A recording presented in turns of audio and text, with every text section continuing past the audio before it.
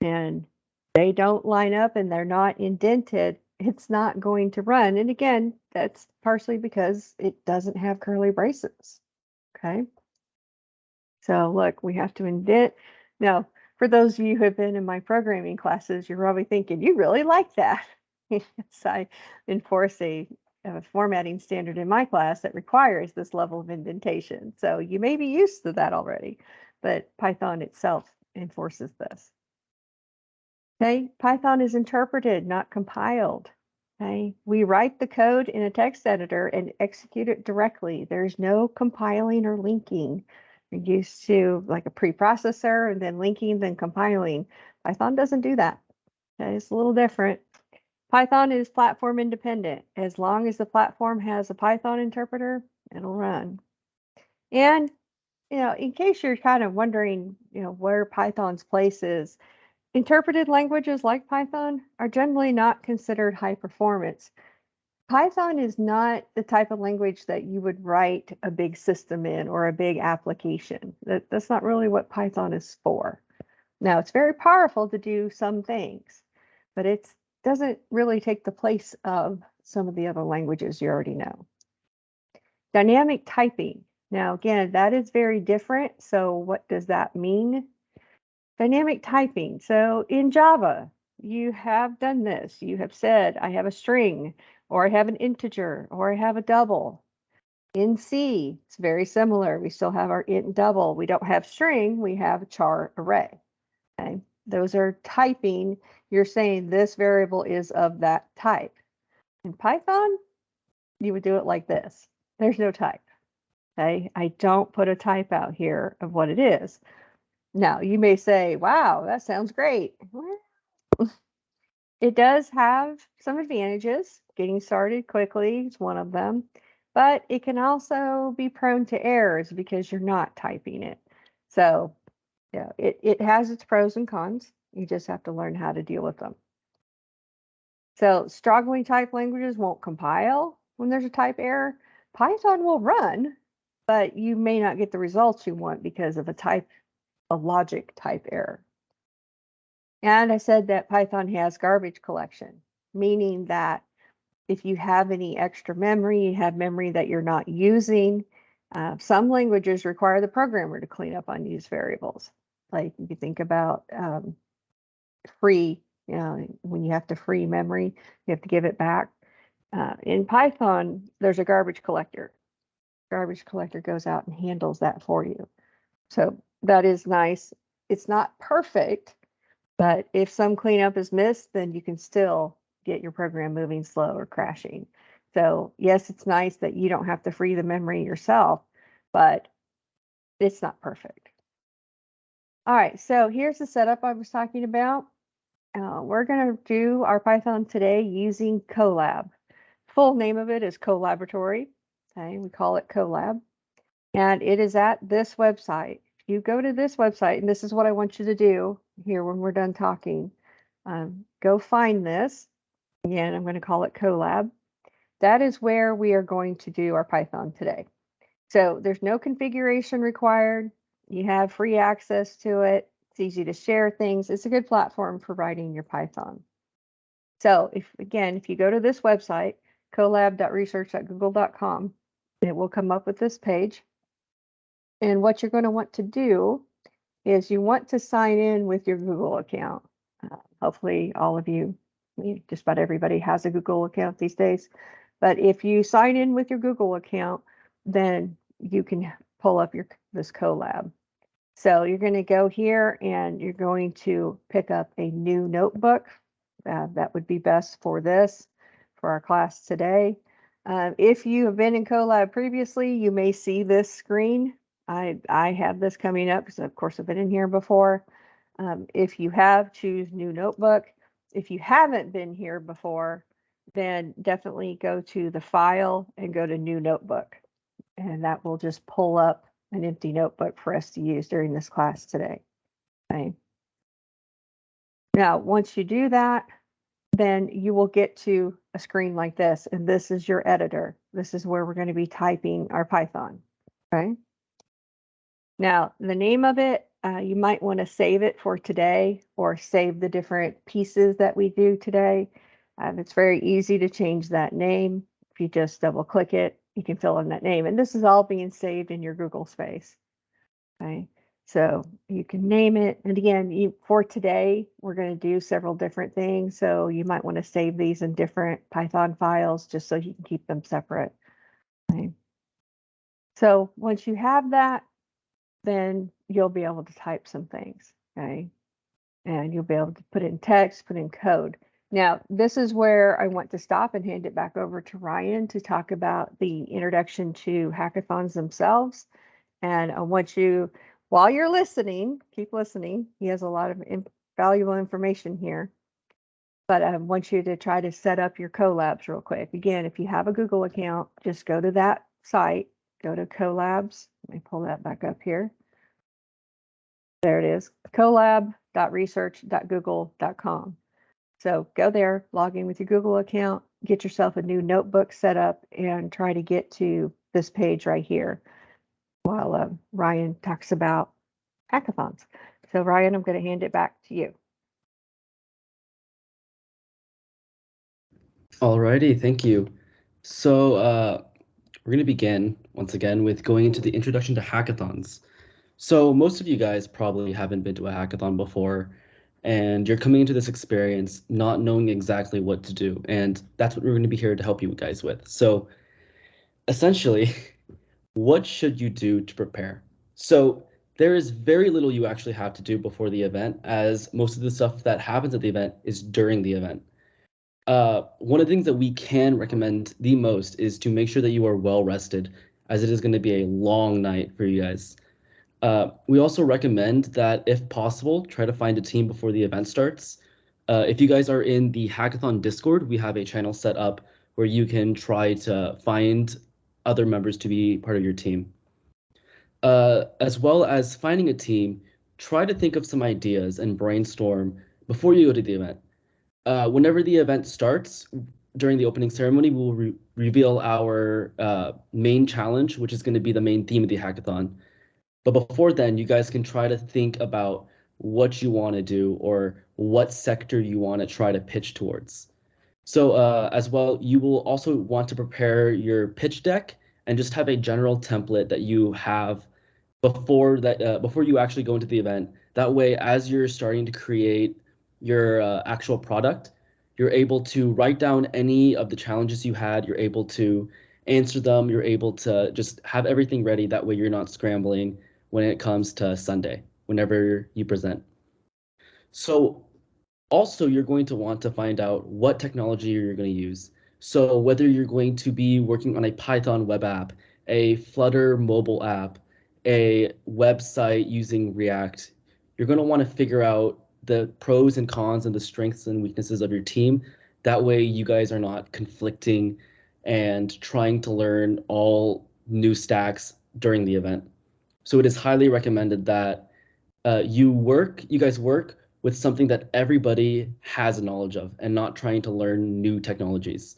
While it is a great opportunity to learn new stuff, definitely don't try to jump into React, for example, if you have no web dev experience. It's definitely probably much more of a good idea to try to work with just vanilla JavaScript. With that, you also want to install your work environment. So if you're going to be working on a Python web app, it's highly recommended that you use Google Colabs.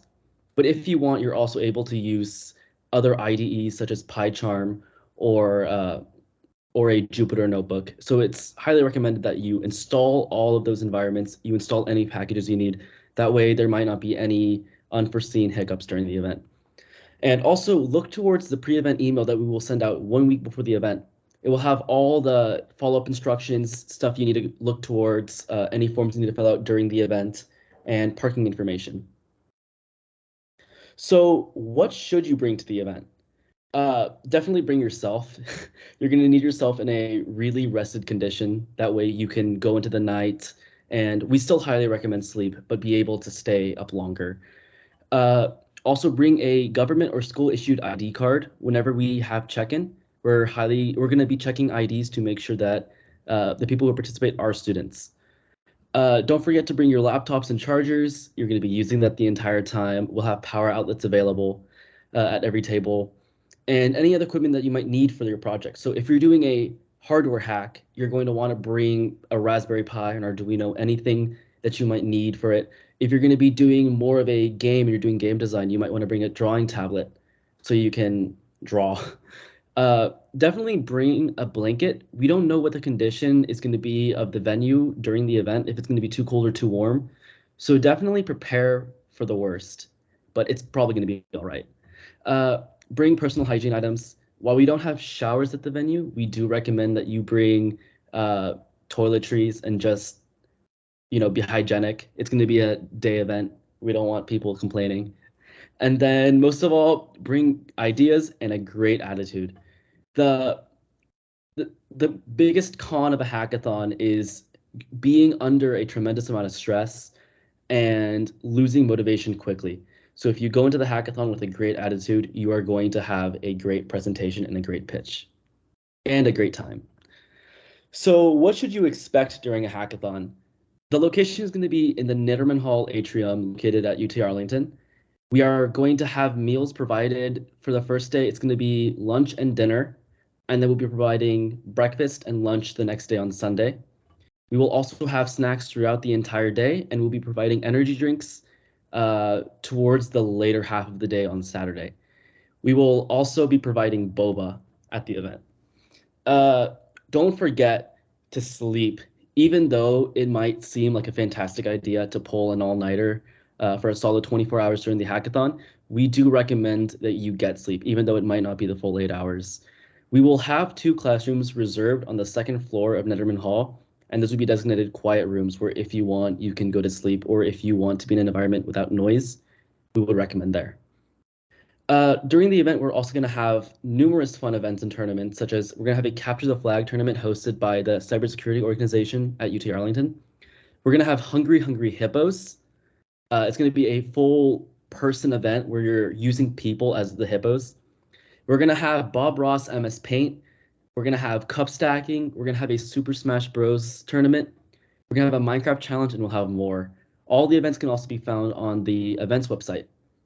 We're also going to be hosting 5 workshops during the event and 3 workshops before the event. The workshop you're in is our first event for the actual hackathon covering Python. We will also have one in about 2 weeks led by Moby, which is going to be an introduction to web development. And we'll have one a few days after that covering C# by Paycom with Paycom. So the 5 workshops during the event is going to be machine learning, computer vision, APIs, databases, and building your own portfolio. While those words might have some kind of a stigma against it, like machine learning sounds hard, computer vision sounds hard, I would highly, highly recommend joining on these workshops because you might find it to be a lot easier than you think, and it's a lot more fun than you think. So I would highly recommend going, even though it's during the event. It might be refreshing to take some time off and go to these workshops and learn something new. And then also, we're gonna have judging and demos. So at the very end, at 12 o'clock noon on Sunday, we are going to end the hacking period. By then, we require that all submissions be submitted through our dev post, and more information on that will be provided later in the pre-event email. But basically, the way judging and demos work is you're going to be demoing your project or demonstrating it and presenting it to a panel of judges. The presentations will be a set amount of time. We'll give more information out once again about that. But you'll be presenting that in front of judges, and we're basically going to be ranking prizes off of that. We're going to have a main prize, and we're going to have MLH prizes. So, yep. But above all else, have fun, meet new friends, and enjoy the great environment. So, what can you work on?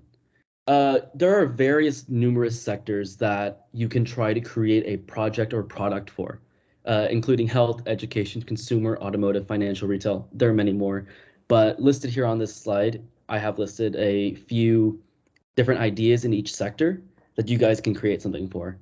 So I will stay on this for a few more seconds if anyone wants to take a screenshot. We will also be posting the recording of this after the meeting. But yeah, would definitely try to get into some of these projects. They're a lot of fun. Okay, so where do you start? So the ideation process starts from finding a problem that you want to solve. Once you have a problem, if you can find it somewhere and are able to create a solution, then that idea might be worth going towards. So first, find a problem, find something that is a problem in the real world that you think that you can find and create a solution to solve it for. Then with this idea, try to create a list and pool of ideas where you're able to narrow down the ideas and come up with a final idea. And while saying finding a idea for a hackathon is more easier said than done, don't worry if your project idea is too silly or too basic. The thing to keep in mind is that everyone is building a project and in a limited amount of time, and no one's idea is going to be perfect. So even if you see it as partially silly, just go with it. In the end, you're here to have fun, so just pitch whatever you can. But yeah. Uh, Besides that, when you're narrowing down your topics, you definitely want to figure out what category you're going to be presenting on or creating a project for. So if you're going for one of these, it's better to go into more specifics than it is to keep it broad. So for example, in the education category, if you wanted to make a course and university finder or course tracker, that in and of itself is a very broad idea that you could complete, but in a 24-hour period, it might be better to kind of narrow your focus a little bit further in and creating like a uh, university organization tracker or having like a section tracker. So it might be a little smart to narrow down your ideas and maybe narrow down the scope a tiny bit. But if you're confident in being able to complete a project up to that scope, go ahead, shoot for it. So once you create a pool of ideas, it is a really good idea to talk with your team and try to pick which one fits the interest of everyone in your team. If half the team likes the idea and the other half doesn't, it might ruin morale. So it's a good idea to definitely pick an idea that everyone can agree on. And with that, once you've narrowed down your ideas to 2 or 3 ideas that you think or that everyone likes and thinks is doable, it might be helpful from then on to create a pros and cons list. Because part of this process can include looking to the technology that you might need and planning out each project. So it might be a good idea to just make sure. But if it comes to the point where everyone is on the fence of an idea, just flip a coin. Because in the end, you guys are gonna make a fantastic project and you're gonna pitch it very well. So the next part is execution. So first of all, as in the ideation process, your goal is to brainstorm a project idea. You're trying to figure out a problem and figuring out a solution for it. But from then, you want to decide on what technologies you want to use. While it's a good idea it's a fun idea to learn while you are there, it is also recommended that you work with what you're comfortable with because you are going to make a more fulfilled project if you're working with something you know rather than learning an entire stack. And it's okay to learn a few new components when making a project, uh, like on the fly and like looking it up and learning it there. But I would highly recommend staying with what you know. So once you decide on what you're going to work with, from then you want to delegate your work and responsibilities. So you want to figure out what the skills and strengths and weaknesses of everyone on your team is. If someone is better at front end, someone is better working at back end, someone is better at creating presentations and pitching, and they're really good at public speaking, you might want to separate each person into a different set of delegated work and responsibilities. That way people can do what they're best at. From then, you want to break down your project into achievable steps. You don't want to create a project that is so massive you don't want to go into a project not knowing what you're going to do in what amount of time. Going into making a project blind, while it's more fun and it's less stressful, it is definitely a good idea to try to block it out, figure out that, okay, during the next 3 hours, I'm going to work on getting this component finished. I'm trying to get the front end web frame finished. And then I want to work and check back with the back end team after that. So breaking it into achievable steps is a great idea. After that, one of the most important steps I can recommend is creating your minimal viable product. You want to figure out what the minimum that you're going to present is, because if you do not know what the minimum is, it might come to the point where you might need to cut some new ideas as time is getting short. So figuring out what the minimum and what the minimal viable product is a really good idea. And then after that, you can start hacking. And don't forget that the internet is your friend. So feel free to Google whatever you might need. All right, so pitching tips. So during the demo, whenever you're demoing in front of judges, it might be a very scary experience going in front of a panel of judges and pitching a project that you just created, and you might still have some unsure things about it. But one of the biggest tips I can give during the presentation is don't make your presentation too complex. Keep things simple.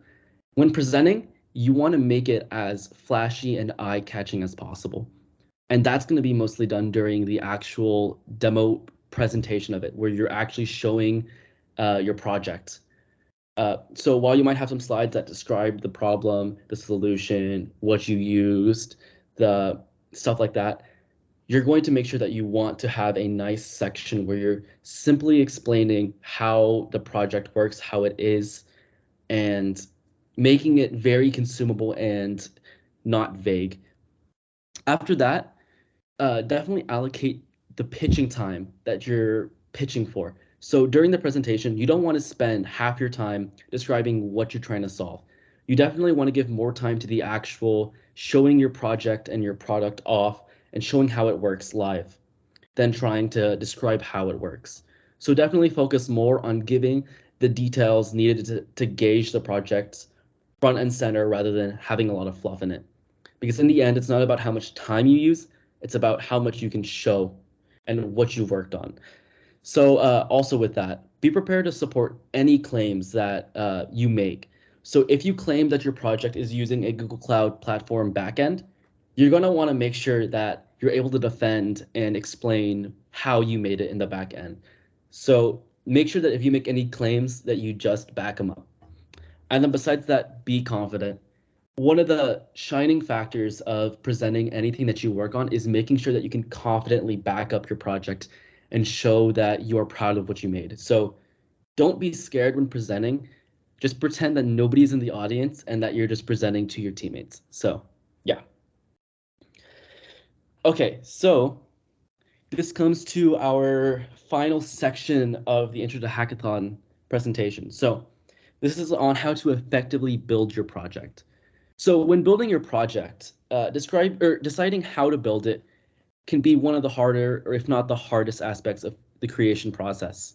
Setting up your code base with specific frameworks can often be tedious, particularly if you're planning on making a full stack web app, for example.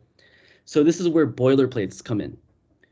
Per a Wikipedia definition of boilerplate code, or just boilerplate, are section of code that have to be included in many places with little to no alteration. In other words, boilerplates are the scaffolding for your project that someone else has already gone through the trouble of setting it up, so you're easily able to just adapt and go straight into building. So instead of starting off your web app with writing down the document headers and building from scratch, definitely try to find boilerplates, especially if you're working with frameworks like React. Yeah, and if you're working with or I guess that's something else. But yeah, I would also recommend Googling frameworks if possible. Towards the end of this presentation, we'll also have a link displayed that has a compiled list of MLH provided boilerplates for stuff like Flask and Node.js. So yeah. From then on, if you're working with something that can utilize creating if you can create an API client in your application, I would definitely go for it. Applications like Postman and Insomnia offer intuitive interfaces for structuring requests, and having the ability to save results, store environment variables, and handle cookies might definitely help if you're using a project that might require an API. But it's definitely a very easy way to make your project uh, definitely more flashy and definitely more usable. We'll also have a API workshop during the event, which is located on the event calendar. So from then, you definitely want to utilize any open source or free design materials that you can. If you're looking for icons, using Google Material, the Noun project, or Flat Icon are very good resources if you're just trying to create, let's say, UI components. If you're looking for creating components, libraries, if you're looking for component libraries and frameworks, I would highly recommend Google Material, Blueprint.js, UIKit, Milligram, Semantic UI, Bootstrap, and Flutter. They make it easy to quickly build responsive websites and applications and make it easy to apply themes to them. So for typography, if you're looking for a trove of free fonts, would highly recommend using Google Fonts. I'm sure most of you guys are aware with that website, but if you're not, would highly recommend it. And finally, for images and logos, check out Logo Maker for graphics and icons, and Unsplash for free stock photography. So with that, you definitely want to collaborate on user-friendly platforms. So using synchronized environments like Glitch or Google Collaboratory, which is what we're using for this Python workshop, will allow you guys to work on projects and files simultaneously, making it easier and more fun to code together rather than working in independent environments where you're not able to work with others. Uh, if you have a traditional version controlled project, like if you're using a Git, then prevent wasting. I guess it depends on your preference, but you can use inline Git, or you could also use applications like GitHub Desktop or Git Ahead, which make it much more intuitive and quicker and simpler. So if you need a central spot to keep prototypes, mocks and sketches, palettes, and anything else that might define the feel or UI UX feel of the project, definitely use Figma. Figma is one of the best resources that you will probably find during this hackathon. It is fantastic for creating mockups and prototypes and makes the entire experience so much simpler. So I would highly recommend that. And then InVision is also a good option. But besides that, if you're working with a team, it might also be helpful to create a type of environment and workflow where you can keep track of those tasks. And with that, you can use a project board on GitHub, or you could use pages on Notion or Trello. So with that, you can also please leverage workshops and mentors. We have set up 5 workshops during the event and 3 before to help you guys be able to go around this entire process easily. You guys do not have to Google everything. Please ask the staff that we have on site. And it might even help you create, solve, and have new ideas during the event. And then if you guys want to find a list of boilerplates and other tools, I would highly recommend this GitHub link right here, this GitHub repo.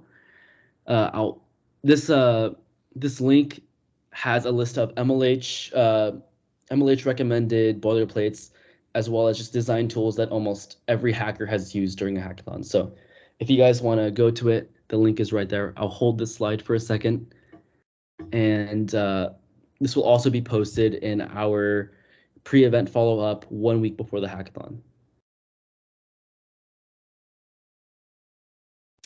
But besides that, thank you guys for attending. This has been a multi-month project, and the team here has been working very hard on creating this experience for you all. So it really means a lot to see you guys all come out here today and attend this workshop. And if you guys stay to the end of the event, we also have a special prize for everyone who stays during this workshop. So yeah, thank you guys for attending. If you guys have any questions, I will be in the comment section answering any questions. And from here, I guess I will pass it on to Professor French. Thank you. That was a great presentation. That was a lot of useful information, and I hope you guys really put that to good use. So let me pull my slides back up.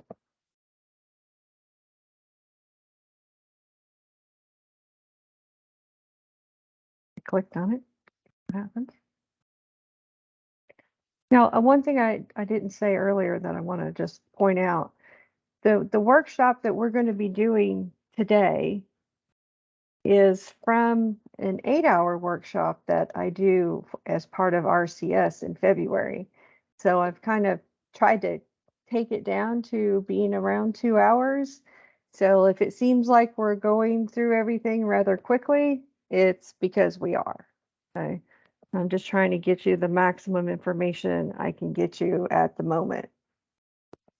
During the normal time in the normal workshop, we take more breaks, we do some exercises offline and then come back together to talk about them. So there's some more things going on that we do. Now, I cannot get my Teams to share, so hold on a minute. There it is. Okay, good. Sometimes Teams gets a little weird about sharing. All right, so this is where we were talking about. If you have questions, you can continue to type them in the chat, and I'm assuming Ryan and company will keep answering those as I go on with the tutorial. So hopefully you got set up with this, the collab.research.google.com. That's what we're going to be using. So let me show you a little bit about the interface itself, because we need to be comfortable with the interface. It helps us, do what we're doing better. So this is a new notebook, and again, you can name these. I suggest you create several different files here as we go along, because we're going to be experimenting with some things, and you might want to keep different sections of the tutorial in different files. So you might want to be looking for keeping them in different files. So in this interface, you notice there's a plus code and a plus text. Text is how you just add comments. So if you click on the text box, it'll give you a little box here, and that's where you can type in anything, because it really is just a comment. Okay. And you can see how it put it over. So there we have our comment. Now I'm in the code box. You can tell by the arrow there. Now, if I click on that arrow, that starts the interpreter. Okay. And again, it doesn't compile, it's interpreted. But see what it did? I put 3 + 4 and I ran it and I got 7. I do 3 - 1, 3 - 4, I get -1. I'm using the Python command line here like a calculator, and that is one of the things you can do. Okay, so 3 × 4, and again, if I hit the run button, which is the little arrow here, that starts it off. And again, this isn't compiled, it's interpreted. So it's not trying to do what you're used to doing with compiling. Now I did 3 ÷ 4. I did now 3% 4. That is a mod, of course. I'm showing you some of the different symbols here. But again, I'm using this interface like a calculator. Now look at there, double divide, divide. Okay. That is integer division. The single divide was not integer division. We're used to in C, for example, if I do 3 ÷ 4, that's integer division. Here in Python, you have to use a double divide sign to get actual integer division. Okay, so something a little different. Now, if I put 2 asterisks, what do I get? We hit the run button here. I get power. That is 4 to the 3rd power. Okay, so again, I'm just using the interface here, and you can see I added a comment. These are the text here, and this is just adding comments to this file. Okay, so that's how you add comments here. All right, so to execute a line of code, which is what I was doing on that previous video, I can use the mouse to click on that. Okay, click on, it looks like a play button, or there's a keyboard shortcut, and you'll see this in the videos where you won't see the mouse move, but I'll run it, and you can just hit Control Enter. Control Enter, it does the same as clicking on that arrow. So that will execute that code. So as we just saw in the video, these are the traditional ones. Well, kind of traditional. These guys are the traditional ones. This one, again, is just actual division. It's not integer division like you're used to in some other languages. Remember, Python's not typed. So we can't say it's an integer divided by an integer. We just have a number divided by a number. So that is not integer division. If you truly want integer division, then use 2. And again, asterisk, asterisk was the way to get the exponent. So a little bit different stuff, right? These are the same as what you're used to. This is a little different. This is definitely different. And so is that. Okay? Now, I don't think I stated it earlier, but the idea of this tutorial, this particular tutorial, is you know something about coding. You're familiar with at least one other language already, and you are not familiar with Python. Okay, this is meant to start you from scratch in Python. So most of this tutorial today, I'm going to be comparing it back to a language you already know and showing you what's different. I'm not going to teach you how to do a for loop. I'm going to assume that you know how to do a for loop. Will the interpreter round up? No, the integer division is just like it is in other languages. If I do 3 divided by integer division by 4, I'm going to get 0. Right? It's not rounding it, it's just losing the decimal completely, just like it does in other languages. Okay. So to undo something you've done, you can do Control MZ to delete something, Control MD. You notice the M here. And to insert a new code cell without having to click on it, Control MB. So there's several keyboard shortcuts here that you'll see used throughout this. And those let you do it. You can also go find them up in the menu. There's delete. Instead of doing Control MD, you can hit the little garbage can. So you have this set of editing controls here that you can also use to control your environment. Okay. So make sure you're familiar with those. A frustrating thing about using a new environment can be figuring out how to use the actual environment, let alone do the actual coding, but just using the environment. And you can see here, able to click and get to some other commands. So get a little familiar with your environment. It will make it easier to use, and you won't be, stopping to go, how do I do that? Play with it a little bit here. You can see how to do it. So you can delete things. So there's keyboard shortcuts, there's mouse shortcuts, and there's also an editing menu over here that you can pull up. Okay. So get comfortable with your environment, know how to do all those things. Okay. All right, let's talk about naming variables in Python. Okay. So I'm going to put some examples in here.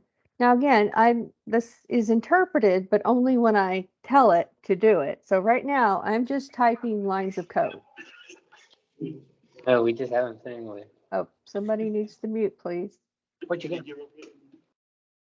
Okay. So I'm just typing lines of code.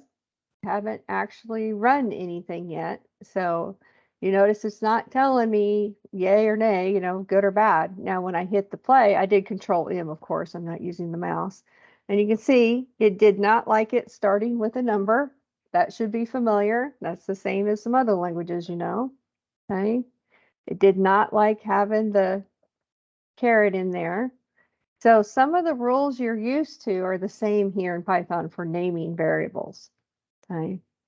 Now notice as I fix things and I hit the play button here, I hit the interpret button, it finally clears up. So variables names cannot start with a number. Again, that's no different than C and Java and C++.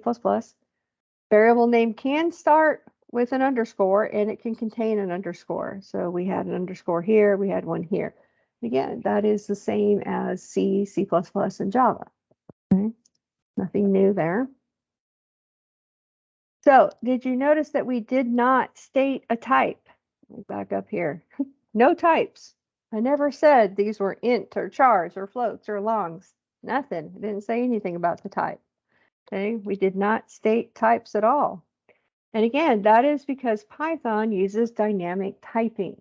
Okay, meaning the Python interpreter does type checking as the code runs. And it looks at what you're putting in it. And here's the even more interesting part. The type of a variable is allowed to change over its lifetime. Okay, so here I created cat and put a 1 in it, so that made it an integer. I run that and it prints 1 because there's like 1 in cat. I can change cat to be a float. I put 1.2 in it, and then I put cat, and when I run that, I get 1.2. Then I can change cat. Guess what it's going to take now?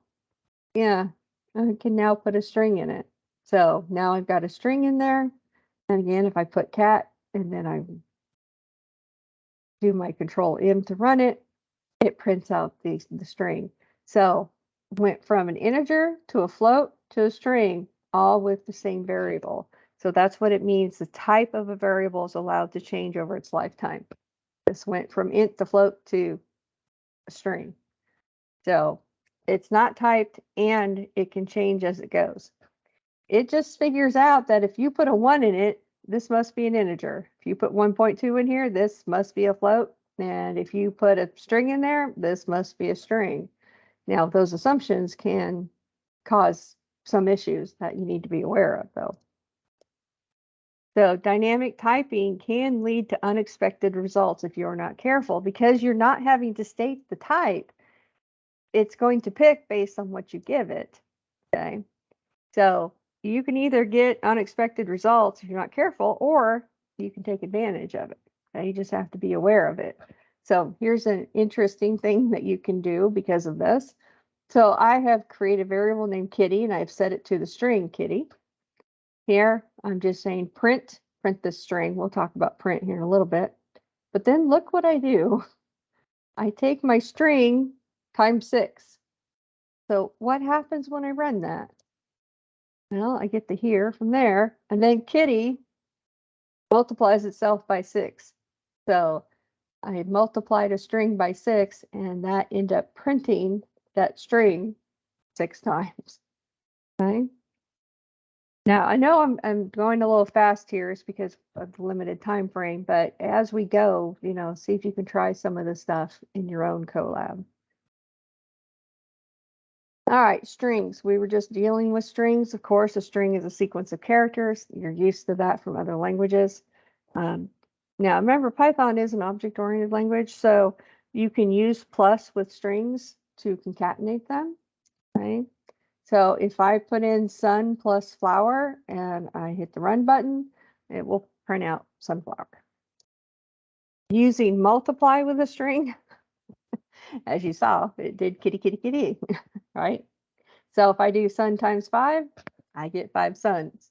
Okay, that's a little different from what you're used to, but yeah, you can multiply a string and it just repeats it. Now, minus and divide are not defined for strings, because back here, plus did concatenation, multiply made it print multiple times. So just want to point out that minus and divide are not defined. Okay, cannot subtract strings or divide them. Okay, if I try to do that, if I say sunflower minus the flower part, I'm not going to get sun. I'm going to get, can't do that. And notice the error. It says unsupported operand, and it shows the minus for string and string. So it's saying that this symbol does not go with a string and a string. Okay, that's what that error is trying to tell you, that you can't do that. If I try to divide, same problem. Unsupported operand, and it shows the divide symbol for string and string, telling you can't divide 2 strings. So I can't take my sunflower and divide out my flower, or subtract out my flower. Okay. Now, again, I can't divide it by a number either. It's not just because this is string and string. Even here, it's saying you can't take a string and divide it by integer. Right? That doesn't work either. So you may have noticed in some of my examples, I've used double quotes and some I've used single quotes. So single quotes or double quotes, which one do we use? Here I have double quotes plus double quotes, and it displays as single quotes. For the most part, not all, most of the time, it doesn't matter which one you use. Now I'm going to show you some cases where it does. So you'll see here I had double quotes and I got singles. Here I have single quotes and I get single quotes. So I got the same result in both cases. Okay. So here's an example. I have a quote, right? It comes in, it prints with a quote, but I want some double quotes to print in here. I want to quote the quote inside of this statement. Okay. So I want this to print out with the double quotes here. And because I have singles here, it is okay for me to have doubles here. As you see, if I try to use doubles out here, and then doubles again, oh, not there, doubles again right here, yeah, it doesn't appreciate that. Okay, it says invalid syntax. So as long as these are single, these can be double, but I can't have double and double. Now, if I really, really want to use double and double, that's fine. Look what I do. Recognize that? Hopefully you do. That is the escape sequence to print double quote. That works in C and Java, and it works here in Python too. Those escape sequences work the same in Python. So when I put that there and I put that there, notice I get the double quotes, even though I have double quotes out here. Okay. So I could have made this line here work by doing this, putting a slash there, putting a slash there, would have made that line work as well. Okay. So here I have, how's it going? I have single quotes and I have another set of single quotes. And do you see how the coloring is off? The color here, and then it's red, and then here it turns black. That gives you a hint that it's not matching up correctly. Because what's happening is this first quote is matching to that second quote, and then this stuff, what is those extra quotes out there? Okay, that's why I'm getting invalid syntax, because of the mismatch there. So if I want to do that, again, doubles, and then I can have the single inside. So use double quotes instead of single to quote the strings, makes it work. Or again, I can use the escape sequence, escape and then the quote. That makes it work too. So again, I could have gone over here and put a slash right there, and it would have used that that single quote. Okay. Again, rules that you're familiar with from other languages, just apply them here. So escape sequences. All right, we can calculate the length of a string by using, surprise, surprise, a function that starts with length, right? Again, familiar from other languages. Here it's just 3 letters, len. So if I put len and then put a string literal, it will tell me how long it is. Again, hit the play button. It's really the run button. Hit the run button, it will tell you its length. Okay. Now, look here. If I do my string times 5, I can say, what is the length of it? And then multiply that length times 5. Or here, I'm actually taking the string itself and repeating it 5 times, and then taking the length of that. In either case, it's 170. Okay. So these aren't exactly the same thing. Again, this is taking the string, getting, the kitty, kitty, kitty effect, and then getting the length of that. This is getting the length of the string and just multiplying it times 5. But they both come out the same answer. Now, length does expect a string. So because we don't have typing, right? We have dynamic typing. I don't have to give my cat a type. I can just say cat equals 3. But if then I try to do length of cat, yes, I didn't typecast cat. I didn't say what it was, but because I put a 3 in it, it's going to assume it's an integer. So if I try to say the length of 3, notice what it says. Object of type int has no length. So because I put a 3 in cat, cat is currently an integer. I didn't say it was, I didn't put int cat like I do in other languages. It just assumed it from 3. Okay. So I can't ask for the length of that because it's not a string. Notice here, I put a 3.1 in my cat. Of course, I still can't take the length of it, but what I want to point out is here it says object of type int because I put in a 3. Here it says object of type float, and that's because I put a 3.1 in it. Okay. So again, I don't specify the type per se, but it's going to assume the type based on what I put in it. So when I put a 3.1, it's a float, not an integer. Okay. Now, if I do put a string in it, okay, quote strings, then I can get the length of that. Okay. And again, it's assuming that's a string. Sylvester and Shade are the names of my cats. So, all right, let's talk about some built-in functions. So we want to print something. You've seen this in a couple slides already. I put just print. Okay, nothing fancy here. I mean, we have printf and C. We have system.out.print. Various forms of print in Java, and of course, C++ has the C in and C out. So we won't go there. But put a simple print. Put a string literal. It will just print it. Okay. So this built-in function print will take a string variable or a quoted string and just print it. Okay. Put in color red, print color. I'm going to get red.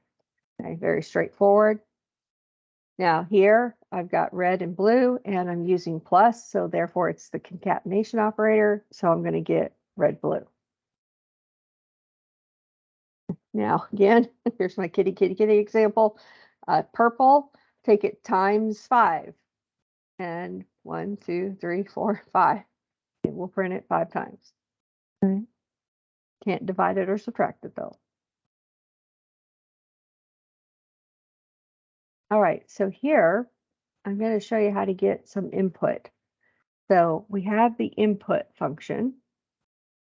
So this says just ask for something from the keyboard. So input, notice this doesn't take any parameters, and it's going to put what you've typed into that result. Now, see how this is a feature of Colab. See how it is scrolling. It let me type a really long message, right? I just kept typing it. Now, when I run that, it let me input, and then it showed this really long line that, again, I can scroll.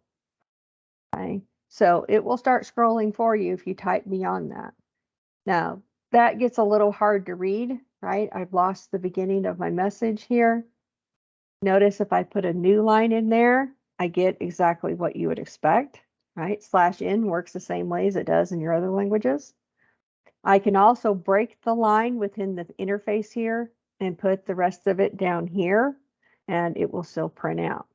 Okay, so even though this does scroll, if you don't want to have to scroll, if you want to be able to see the whole thing on the screen at once, another thing you can do is you can put a single slash here so that you can continue. If you put a slash here, you can continue typing down here. Okay. Now, if you try to tab it in to make it line up a little bit better, then that tab is going to show up in your output. So you really want to keep this at the left margin so that you don't get any extra spaces in your message. So 2 things here. One, you get the slash to help you break up. Notice here, I broke this line right in the middle of the command. The slash helps you break the line no matter what you're doing. And the /n breaks the line of your output, just like you're used to from other languages. Okay, that's nothing new. So the interesting part here is I can break up like an actual command, an actual, reserved word here. I can break up with a slash. So the /n is used to add a new line to a text string. That's why this is up here and this is down here, because I put the /n there. Again, nothing new. Okay, /n is just like you're used to. The new part here is using this continuation character. Okay, this is the interesting part about this interface is if I put this here, then I can actually break the word result in half. Why? Not that I'd want to do this. That's not the point. I'm showing you that you can. So here I've taken the word input, I put a slash there, and that allows me to complete it on the next line. I put a slash here. It allows me to complete the print command on the next line. So you can use this continuation character just about anywhere, and it will start the next line. The only thing that you have to keep in mind, like the video showed, is that if you put indentation right here, that indentation will show up in your message. So if you put the slash, the continuation has to be in the first column. Okay? Otherwise, it will try to add spaces. So that's a little bit different feature that you may want to use if you get long commands. Okay. All right, how do we format our output? All right. Well, in C, we're used to using printf, of course, with our conversion specifiers. We've got our %s, our %f, and we do things like this to limit, 0.2f to limit it to 2 decimal places, right? We do that in Java too. C++ is a little different. But here in Python, we have the format command, okay? Now, format command is halfway familiar. There's things about it that will be familiar, but it also has a different syntax. So format uses substituting replacement fields for placeholders. So you're going to have replacement fields and placeholders. Better to show you examples. So format, I think that was the same slide twice. Okay, so let's create a variable here. We're going to have x with 1 in it, y with 1.2. Now, if I just print x equals, and then I want to know what it equals, and then y equals, and I want to print what y equals, right? So x equals, and it's going to print the value of x, y equals, it's going to print the value of y, okay? Now, let's say I want to make those all one statement. Now, you would think, I'm going to put like a %f there, I'm going to put a %d. It's a little different in Python, okay? Again, a little different, a little familiar. So I have to put in these curly brace things. Now, here's the part that's going to be familiar. D for integers, F for floats. That's the same as Java and C. Okay? So now, I'll explain this, but now my integer prints with 1, and I can control my float with like adding 0.2, 0.5. Again, that is just like you're used to in C and Java, right? You put 0.5f to limit the number of decimal places. You can put a 10 in front of it to add spaces in front of it. The D, same thing. We can add a width specifier, right? And that causes those spaces to show up. That part you're used to. Okay, C and Java do this exact same thing. It's just in those you're used to putting %5d, and you would put percent, again, what's left here, 0.2f, and it would go with the variables. So here in Python, go back. So here in Python, what it does is this is the 0th parameter, so it goes with that x. This is the first parameter, so it goes with that y. Okay, and then ignore that bar there, that's the mouse. But then the 5d is applied to that 0th parameter, which is x. This 0.2f is applied to the first parameter, which is that y. So you list the parameters, you list their order, and then you list the format that goes with them. Okay. So again, these are things you're used to. Okay, a string, we're used to %s, %c for a character, %d for an integer, %f for our floating point. Okay, and then we can add precision, right? We can do a 5d, we can do 12.5f, right? That's not any different than you're used to in C and Java. Okay. So here I have X, I have Y, Z, A, and B. So what this format statement says, okay, says take the 0th parameter and apply what you think of as a %s to it. There's no percent here, but to the 0th parameter, apply an s. So the 0th parameter down in my format statement is X. So it's going to print my X using an S. It should, it's a string.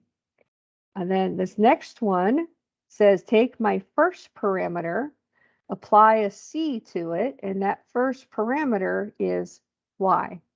So this one's going to get a C. Now this next one says take my second parameter, apply a D to it, and my second parameter is Z, so this one's getting a D. Third parameter, apply an F. My third parameter is this A, so it's going to print that with an F. And then my fourth parameter, apply a 0.2F to my fourth parameter, which is B, and B is right there. So that is going to print that with only 2 places after the decimal. Okay. So we've got our S, our C, our D, our F, and our 0.2F. Okay. So when I run that, I get what I expect. There's my string. There's my, see, I did X, Y, Z. So there's my high. There's my 3.14 limited to 2. There's that with no, okay, when I don't put any, this is just like C and Java again. If I just say F, I'm going to get 6 places after the decimal. Okay, 6 places after the decimal. And then I've got my Z. Ooh, there's my Z. Okay, now you got to notice something here. It looks like I've only printed 1, 2, 2, 3, 4 things, even though I have 1, 2, 3, 4, 5. Where'd the 5th one go? Well, if you're familiar with ASCII, you know, you may or may not know, but a space is a 32, an exclamation mark is the next one after a space. So an exclamation mark is 33. So when I printed this 33 using a C, that's where the exclamation mark came from. So no, I have all 5 of them there. It's just the 33, because I printed it with a C, printed out as the exclamation mark. Again, that should be familiar from C and Java. They do those too. Okay. If I took a Y equals 33 and printed it with a %C in Java or C, I would get an exclamation mark. Okay. Java is the same. Okay. So this is this, again, like I said, this is somewhat familiar. You know these from other languages. It's just the different part is that I have to line these up. That's the 0th, that's the 1st, that's the 2nd, that's the 3rd, that's the 4th. Okay, so that just a different way of doing it, right? Instead of using the printf with the conversion specifiers, but they did stick with at least the same letters, so that is familiar. All right, so we just learned how to use length to get the length of a string, right? Length is built into the language. Some built-in functions return values and others do not. That's kind of expected. So, but what what Python does is if I capture the return value of something that doesn't return a value, print does not return a value. But if I capture it, it lets me do it. But look what I get when I print that. I got the word none. Okay.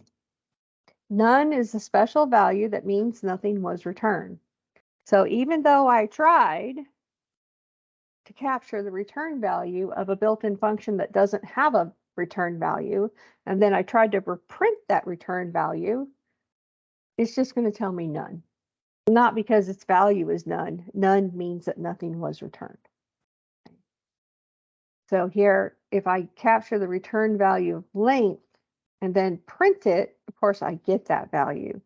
So these two are just alike, except here I'm capturing the return value of length. Here I'm capturing the return value of print, but print doesn't return a value.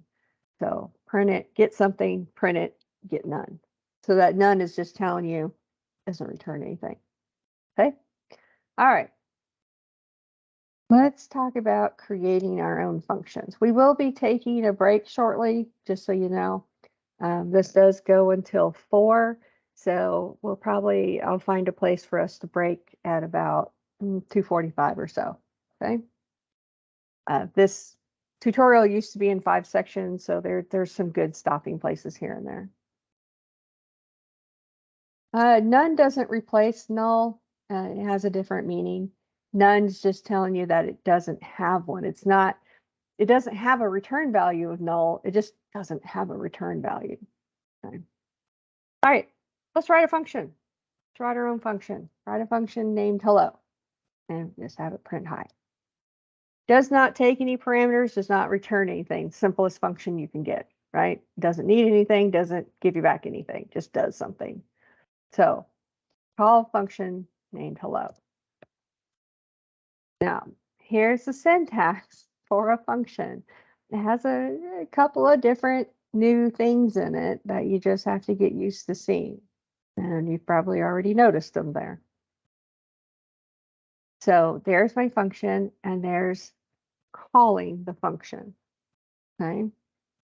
So a couple of parts here. Word def. You have to have the word def there. That's what starts a function. Yeah. Def is the Python keyword that tells it we want a function. So this is just declaring, hey, I'm doing a function. So put def. Okay. Hello, of course, is our function's name, right? Nothing new there. Oops. Hello is our function's name. The empty parentheses, that's where we would put arguments if we had some.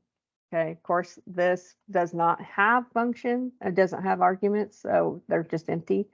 But that's where we would put them, and we'll do some of those here in a little bit. Okay, that's where we'd put our arguments. Then, colon. Okay, colon means it's the end of the function definition. It's the end of the first line of the function signature. It's the end of, normally we would think of this in C, this would be void, hello, and then empty parentheses and curly brace. Well, we have to tell it we're starting a function, and we have to tell it that this line has ended. Okay, and that's what the colon does. Notice it's indented here. It has to be. Okay. How did it know the difference between the end of the function versus where we were calling the function? Because of this indentation. Okay. So print hi is the only line of our function because it is the only line indented. Okay. The next line is not. This line actually calls our function. And notice there and there, no semicolon. Okay. So we can run that. Now, if I take off the colon, invalid syntax. Okay. If I take off the empty parentheses, invalid syntax. If I don't have def there by itself or don't have it at all, invalid syntax. So you really do have to have those parts. And if I don't indent the line under the function, it's not happy either. Now, it doesn't necessarily care how far I indent it, okay? As long as I indent it, even if it's only one. In Colab, to add comments, you would hit that comment, that text box that we talked about earlier. Okay. So it has to be indented. It doesn't matter how far. I mean, it ran just fine with one indent. This is like a tab size indent. Okay.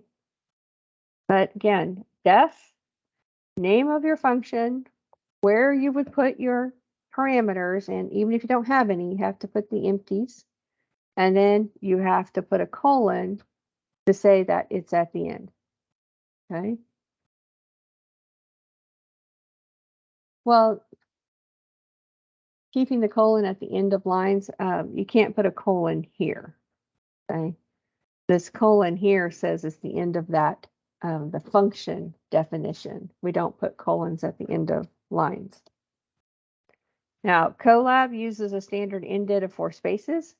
Using the tab will get that indentation. Best practice here is just use a tab. That way you don't have to worry about them being uneven. So let's add another line. Okay. So notice it automatically indented it for me. And I add another line. Nothing at the end of the line. The colon here is to signal the end of the function's definition.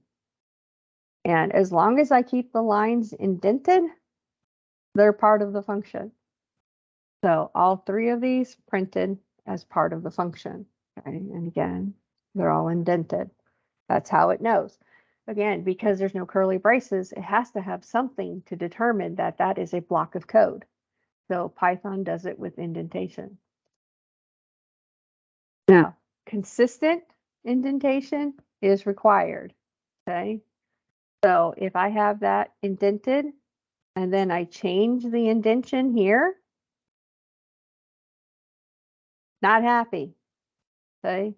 So not only does it have to be indented, it has to be consistent. Okay. I know those of you who have been in my class before, you're probably thinking, you must love that. Because I always have indentation rules. Now, notice, look what happened when I don't indent this line. It's no longer part of the function. Okay. Why did it print I'm fine? Let's dissect this a little bit. Okay. When I took the indentation off, that guy is no longer part of the function. Okay? He's not indented. So the interpreter went through and went, okay, this, what it does, it says, okay, that line is the definition of a function. If this is indented, it's part of the function. This is indented, it's part of the function. But then when it hit this other line, it's like, okay, that's not indented. That's not part of the function. So I'm going to run it. I'm going to execute it. So it prints I'm fine. And then as it keeps going through the code, then it hits this line and goes, oh, okay, now I can call the function. And this line were part of the function. Okay. So because that was no longer indented, it was no longer part of the function. And that's why it printed before. It printed before the function was called. Okay. So indentation and consistent indentation. Okay. You can't make them indented at different levels. So why did I'm fine print before hi? Because this executed before it got to the function. Okay. All right, let's add another function. So I have this. I can add that runs and it keeps those three lines together.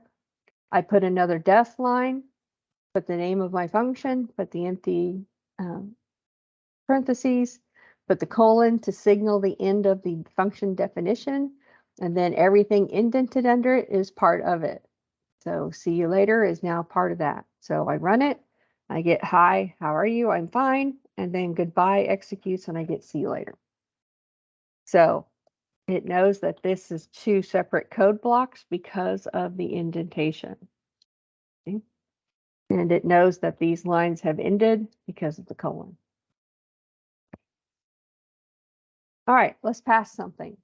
So a variable containing a string, let's pass that. So I'm going to call my function hello, and I'm going to pass it Python. Okay. So this string comes into a parameter. Now, remember, Python is dynamic typing. We don't give types. So even my parameter to my function doesn't get a type. Okay. Doesn't need one, doesn't want one, can't take one. But because I passed a string into it, it's going to assume that name is a string. And then, of course, you notice name came in. I use it here. It's going to print hi. It's going to print my name, and it's going to print the exclamation mark. Okay. I run that. So if I change Python to something else here. Now, when I passed Python, I passed an actual string literal. I can also set up a variable. So I set up a variable. Again, I don't type it, but because I put a string in it, it's going to assume it's string. Okay. And so this is going to go into that. That's going to be passed into here. That's going to be printed there. Okay. Nothing too different there from what you're used to. right? It's just the lack of typing, right? There's no type there. I can pass more than one parameter, okay? So I'm going to make up another, again, no type, but I'm going to set it equal to a string. So I pass 2 parameters. So I pass language and greeting. I'll put something up here, right? I don't have to use the same variable names, right? How do you define the functions that only take 1 string? That's what we had before we added the second string. These would just have 1 parameter to it. So now I can use salutations there. I can use name there. You can pass no parameters or as many as you want. It just depends on how many you pass. So if I didn't do this, if I just had that, then I could just have that and I wouldn't be able to use that there. So you can pass none to many. Right? Now, here's the fun part about Python. Now, this is a little different than C and Java. This is kind of C++-ish, okay? We can name our parameters, okay? What does that mean? Well, here, what I have on the screen currently is I am passing this string into date, and date is going to print there, okay? This string is being passed into here, and it is going to print there, okay? That's what we've been doing. So it's going to print today is Saturday and the date. But now, watch this. And if you've done C++, this is kind of familiar. So I can say that my first parameter is date, and my second parameter is day of week. Okay. Now, notice when I made this and this not match, it had a syntax error. The name that you give to your parameter has to match the name of the parameter. Okay. Now, why would we want to do this? Well, look at this. See how that worked? So before I had to pass the date and then the day of the week. Here, I'm passing the day of the week and then the date. These are reversed. I'm able to call them in a different order because I have labeled them. Okay. If I just did this and this, then Saturday would be plopped into date and this date would be plopped into day of week, which is not what I was trying to print. Okay. So if you name them, however, and again, the name has to be the name of the parameter that you already have there, then I can call them in any order I want. Now that is something that's different. I can call them in a different order. Yeah, we're going to talk about that space question you have here in just a moment. That is something you need to be aware of, but just hold that space question here for a moment. Okay. So naming your parameters, it allows you to call them in different order. But again, name must match. Okay. So the name of the parameter in the function must match the name of the parameter in the function signature. This has to match that. This has to match that. But once you do that, you can call them in any order you want. Okay. That allows the function call to list the parameters in any order. Definitely a little different there. All right. Parameters can be given default values. And again, if you've looked at C++, you've seen this before. So here, I can assign, of course, my parameter, give it a name, give my parameter a name. That's what we were just doing, okay? But I can take this another step further. I can assign a default value, meaning that if I don't pass something, this is the value you should use. Now, notice this is 213, this is 214. Notice this is Sunday, this is Saturday. Now, if I just run this, I still get Saturday and the 13th because that's what I pass. Now watch what happens if I don't pass anything. If I call my function with no parameters, now I got the defaults. Okay, So I didn't have to call my function with any parameters. And when I don't, because I specified a default value for each of them, those default values print, even though I passed in nothing. Okay. But be careful using these default values. Okay. So again, here, I didn't pass anything, so it used the default values. Now, if I do put something in here, I got to be careful putting stuff in here. Okay. So now I'm getting this one in for date, but I'm still using the default of Sunday. I can pass in Saturday, but look what happened. This Saturday got defaulted into this first, got sent, and the default got wiped out, and I used Saturday and Sunday. Okay. I didn't name my parameter down here, so it assumed that this Saturday went with the first parameter because I didn't give it a name.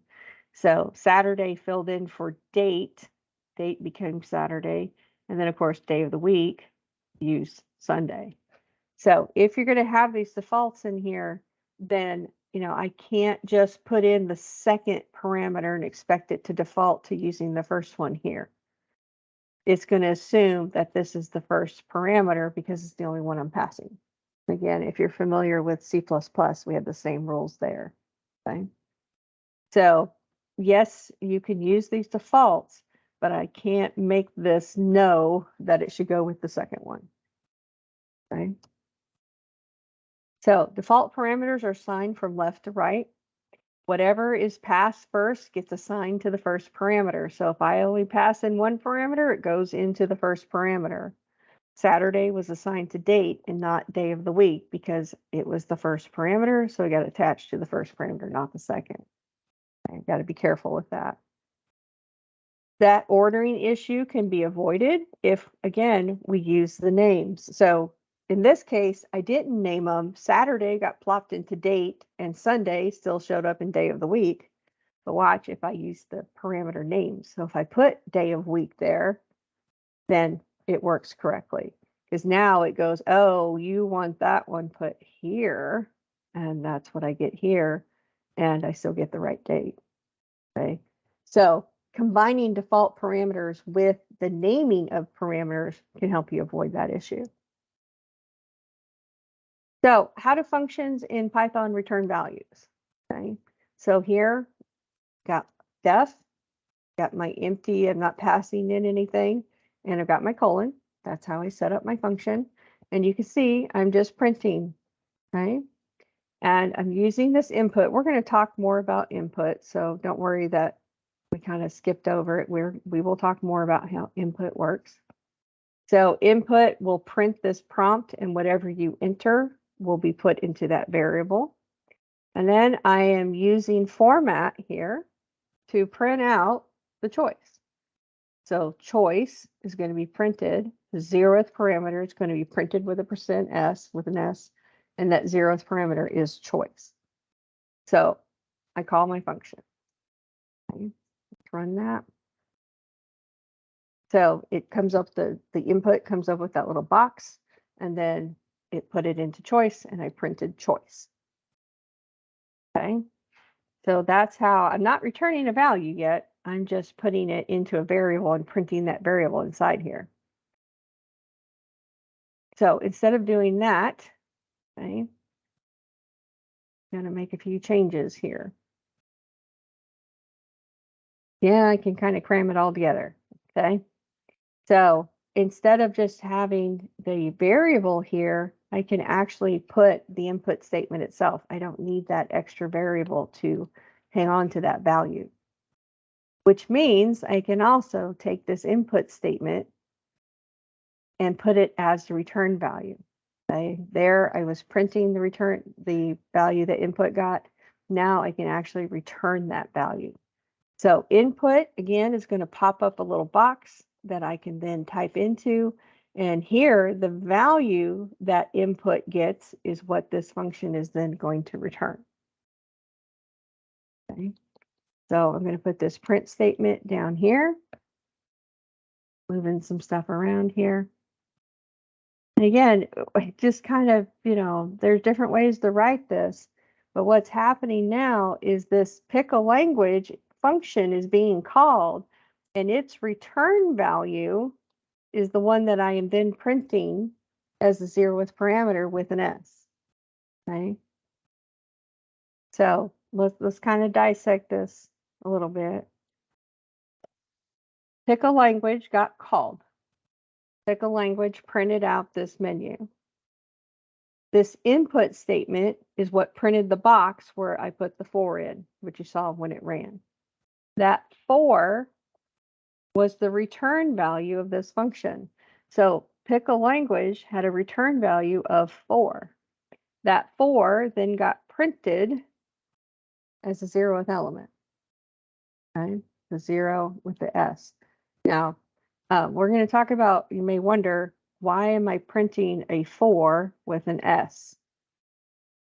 We'll come back to that. Okay. So here I just said return, and I said return the value that input returns. Let's do another one. So here, again, I'm kind of putting these all together. Input, enter the first value. Now, input, enter the second value. Then I'm calling my function multiply with these two variables. Okay, the first value went into multicand, second value went into multiplier. I am passing multicand and multiplier to my multiply function. It multiplies them and returns that value. And in this case, I'm putting the return value of the function into a variable. And then, of course, I am printing that variable. Okay, so result is going to be the 0th parameter printed with a 0.3 up. Okay. Now, this and this, those are a different story. Okay. So enter the first value, pops up the little box. Input the second value, pops up another box. These two values are passed to my function. My function multiplies them and returns it, and then I print that result. Now, again, I can shortcut some of this stuff even a little bit more. Now, this is getting a little too compact for, its own good. I'm calling the function inside the format statement. Again, you can glue these things together almost to the point of being a little bit unreadable. Okay. And that's kind of where this one is going now. There's that line, there's that slash that I can break those two lines just to make them easier to see. Now, again, I'm compressing this almost to the point of it being a little bit unreadable. I'm just illustrating how far you can take this. So rather than have a multicand variable, I can actually put the float prompt right there. Rather than have multiplier, I can put this statement actually inside the format statement. Now, I'm not recommending this much compression of your statements. I'm just illustrating that it can be done. So I can do all of this without any of those variables. Okay. Again, this is almost too compressed for its own readability, but it does work. So you have the same answer here. So again, what we did, squished it all together. We called this input statement. We called this input statement. The result of both of those got passed to our function. Our function returned the value that then our format statement printed. So again, probably a little too compressed for its own readability, but you can do this. Okay. So that's what input statements do. Okay. They let us take input and functions. How do functions in Python return values? It just returns them. Okay. We don't have to have a return type, right? We don't have types in Python, so that's not a problem. But we just return it. Now we're going to talk more about input, and I'm going to explain why I have the word float here. Okay. I haven't mentioned why there's the word float there, but we will get to that. All right, Python uses Boolean values. So we have true and false. So if I do things like this, I can set up Now again, there's no types, but if I set it to true, okay, now I put in lowercase true. It didn't appreciate that. So when I say it uses capital TRUE, I mean it. When I say it uses capital FALSE, I mean it. It doesn't like the lowercase versions. Okay? It also doesn't like it to be all uppercase. So when I say it has Boolean values with capital and then lowercase TRUE and capital F lowercase ALSE, they really mean it. It does not like other flavors of capitalization. Okay. So it really does mean true and false. Okay. All right. So how do we prompt for input? Let's go over input and then we'll take our little break and then have our last hour session. So you saw input. Let's take a closer look at it. Format for using input is you have input and then you put the prompt. What prompt you want your input to have. In my programming classes, I always say, don't give me a naked prompt. Okay, if you're going to give me a scanf, give me a printf to go with it. Okay, give me what you're asking me for. Don't just give me a blinking cursor. Python kind of really enforces that because it wants you to put a prompt in the input statement itself. So result will be a string. Take note of that. The result I get back from calling input will be a string. And this prompt here is normally a quoted string. Okay. So result equals, I'm just using the word result. And there's my quoted string, my string literal, that is my prompt. So that's going to come up with enter a number. And then, of course, this is going to put that result in there, and I can print that result. So you entered that result. See this pop-up box? That pop-up box comes from input. Okay. Now, there wasn't a space between the box and the R. This space I had to put here. And if you don't put a space here, then your little pop-up box is going to be right next to your number. And just a formatting thing. So this is printed as the prompt. Whatever I enter is put into result. And then, of course, I can print that variable. Okay, just a string. Note that the input does not put a space after the end of the prompt. Okay, if you want a space, you have to put a space. Result will be a string. Okay. Built-in functions can be used to convert the string result of input to other data types. Because no matter what input, the value it gives you back, no matter what you type in, the value gives it back is going to be a string. Okay. You can't say, well, I want input to get an integer for me. It's always going to give you back a string. Okay. So that return string can be converted to an int or a float. Back to our multiplication example, it was converting the string result to a float so that we could multiply it. So here you entered a number, 1, 2, 3. That result here is a string. So if I try to ask if result is less than 200, it's not going to do it, right? Because it's saying this is a string, this is an integer. That result we got back is a string. If I want it to be treated like an integer, then I have to cast it. I have to turn it into an integer. So now that comes back as true. Okay. All right, we're almost done with this section and then we'll take a break after this section. Okay. So you have to take that result and turn it into an integer or a float if you don't want it to be a string, which again, is why my multiplication example had float written around it, because those come back as strings. Okay. So int result and float result. You cast them. Again, this is just like other languages. Okay. So I mentioned true and false, right? True has a value of 0, true has a value of 1, false has a value of 0. And again, from your little interpreter interface, if you just type in true, it's going to give you back true. Type in false, again, get your capitalization correct. Okay. False plus true, well, it's going to be 1 because 1 plus 0 is 1.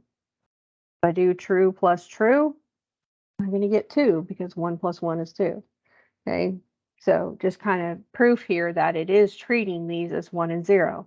1 times 1 is 1, but if I take true times false, right, true times 4, true divided by 4.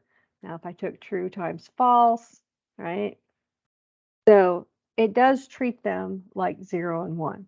Right? If I try to do, as you can see, multiplication, if I try to do actions on them, false to the 99th power, that's the same as 0 to the 99th power.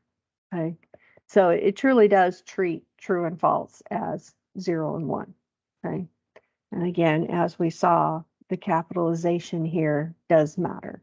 True times false is 0 because 1 times 0 is 0. Okay, but it'll let you know. Can't divide by 0. Okay, gets unhappy about dividing by 0, so we don't want to do that. So going with true and false are our relational operators, right? Just same things you're used to, just don't do these things, right? Those aren't on your keyboard, don't do those. But the rest of these are the operators you're used to. And these work, kind of like you're used to, right? 1 less than 2, 10 less than 2 be false. These are pretty similar to what you're used to. And again, notice that because this is interpreted and not compiled, I don't have a function here. I don't have anything. I'm just using it basically like a calculator. And I can do that. Okay. Equivalent to, right, works the same way you would think. Now, I can do strings. Is A equivalent to lowercase a? Well, no. If you know your ASCII values, you know why that's true, right? That's ASCII coming out. That's a 65 and that's a 97. So as far as what it considers to be less than or equal to or greater than or equal to, it's just using the ASCII values. Okay. So if you know your ASCII, then you understand why this works. So is apple greater than zebra? Well, yeah, because this is 97 and this is less than 97. So apple is greater than zebra. And again, that all goes back to ASCII values. Okay. So that's why we can do greater than, less than. Right? I mean, in other languages like C, you've got string compare, but string compare is doing the same thing as comparing the ASCII values. Okay. So it works like you would think it would. Is a blank greater than an exclamation mark? No, because a blank is ASCII 32 and an exclamation mark is ASCII 33. Okay. So that's what it's using for these comparisons. Now, is 1 greater than 10? Well, those are character because I put quotes around it. Now, look what happened when I took the quotes off.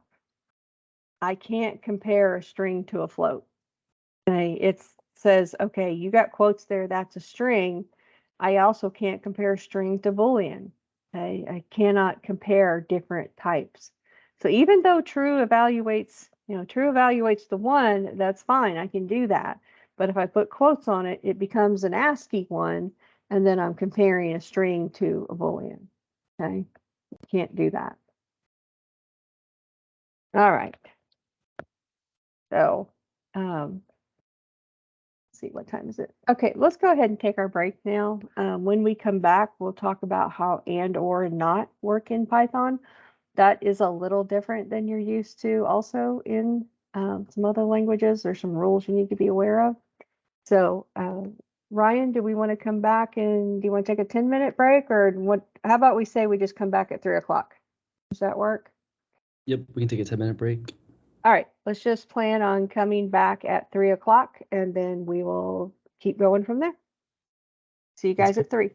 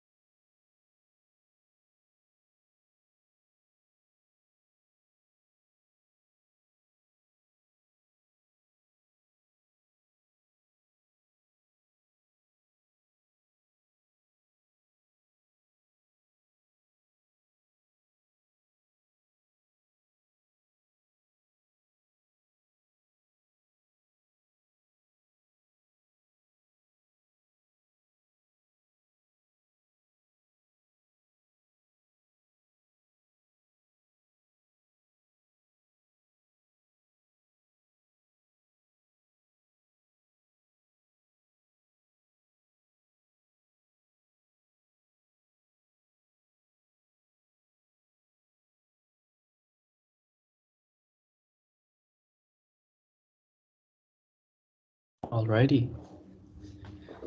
We will now be starting part 2 of the workshop.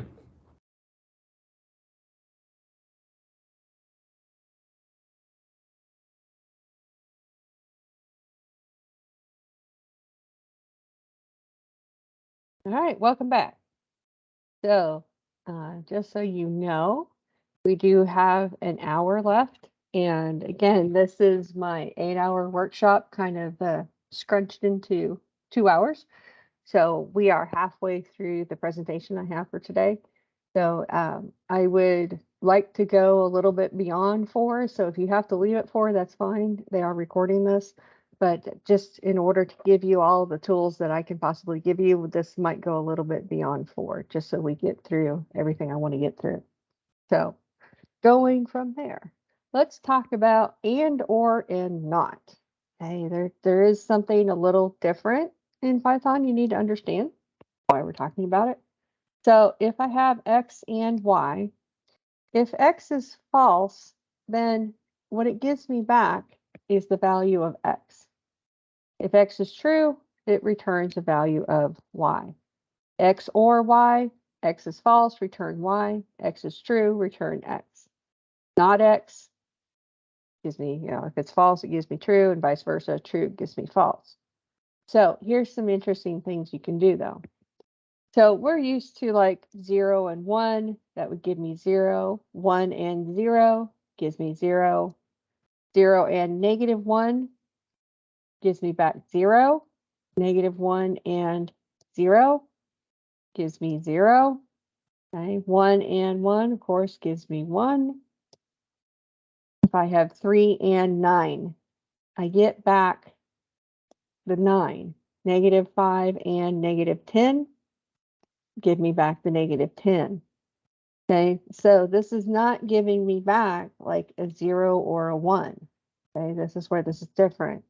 So if I did a 1 and 1 or a 3 and 9 or -5 and 10 in a different language, this would give me true, this would give me true, this would give me true, because none of those are false. But in Python, it's not as simple as it giving me a true or a false. So like it said here, if X is true, so true, true, and true, it gives me back the value and it returns Y. So that's why I'm getting 1, 9, and -10 here. So in these cases, I'm not getting back true, I'm getting back Y. Okay, again, a little different. So with OR, I have 0 or 1, gives me 1. And the zeros and the ones is kind of what we expect. So 1 or 0 will give me a 1.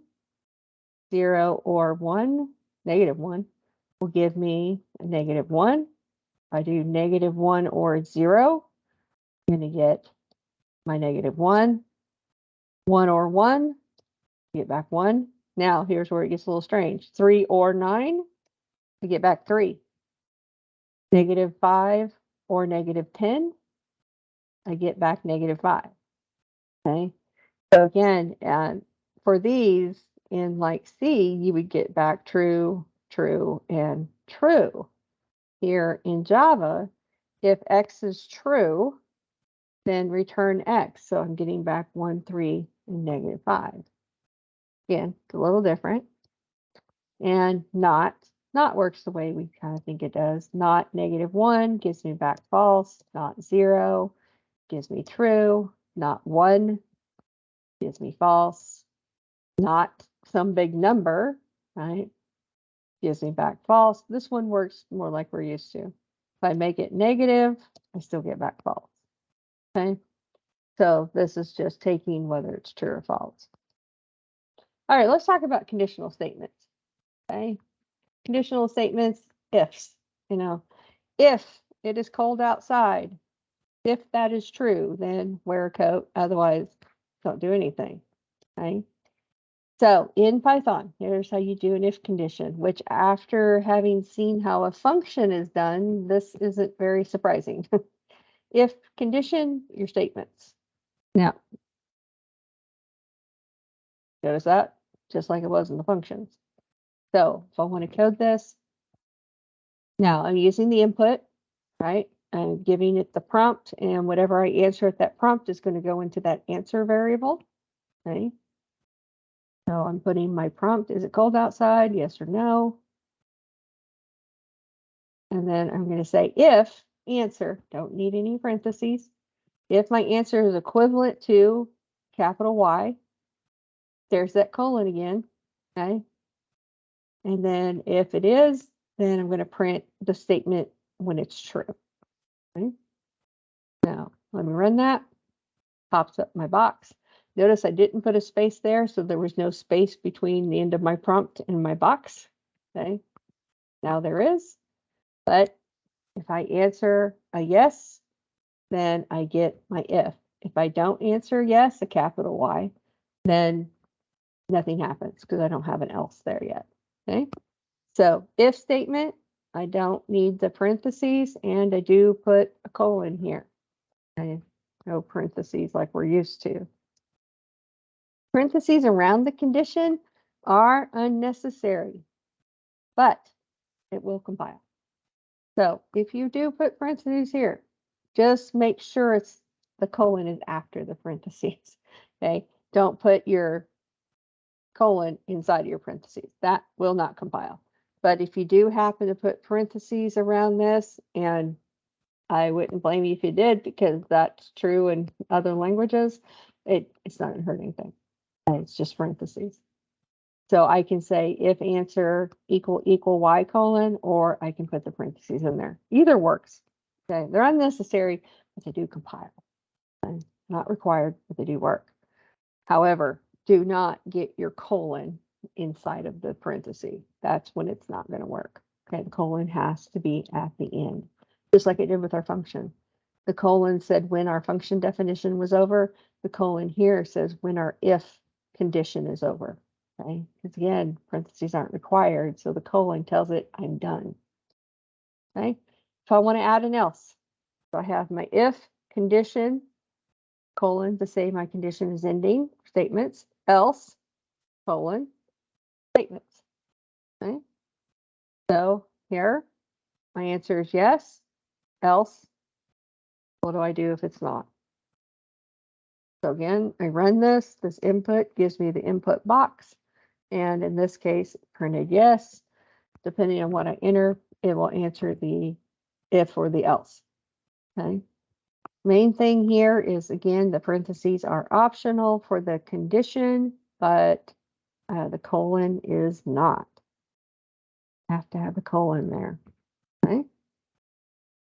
So if I wanted to take something like this and code it, okay, if my score is greater than 90, it's an A. If it's greater than 80, it's a B. 70, it's a C. 60, it's a D. Otherwise, I want to print out that it's an F. So let's move that out of the way. So here's what our pseudocode would look like, right? If the score is greater than 90, then it's an A. Else, we have to go down this way. It's an 80, then a B. Else 70, a C. Else 60 is a D. Else it's an F. So we can short that a little bit by using else if, right? If we convert from just a series of ifs, we can go with else if. It has the same meaning. So let's code that. So I want to get my grade. Okay, so I have my input of enter percentage, and then I put my if statement, and it's elif. Okay, kind of fun to say. It's elif, not else if. So it's just ELIF. Notice the colon, right? And then the whole word else. I run that, I enter a percentage, and it blew up. Why did it blow up? Remember what I said about what the return value of input is. The return value of input is a string. So I can't say if string greater than 90. That's not going to work. Okay, again, that is because the input value is a string. So what do I need to do? I need to convert it, because the return value of input will always be a string. No matter how much you may or may not want it to be, it will be. So here I've created a string grade, And then after I get the input, I am going to cast my string grade to grade and then use it throughout the rest of this. And this is one way to solve that problem. But I do have to convert it. And I cannot compare a string. A string cannot be greater than or equal to 90. Okay? So I do my S grade.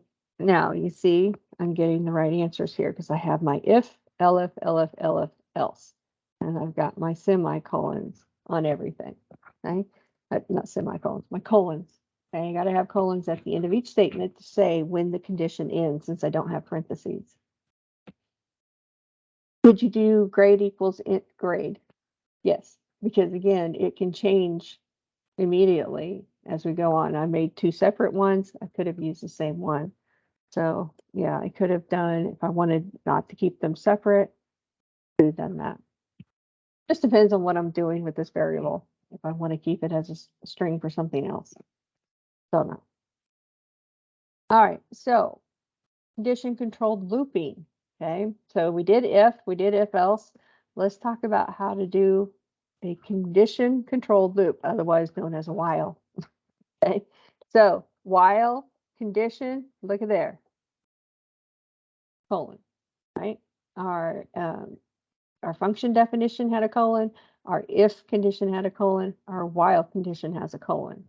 And again, part of that is because we don't have parentheses to show what the limit is on our condition. So a colon says, I'm done with my conditions. Okay? So while condition, colon, statements. Okay. Now, I'm going to show you this running, and then we're going to kind of take it apart because this has a lot of different pieces in it for us. Okay. So this is a guessing game.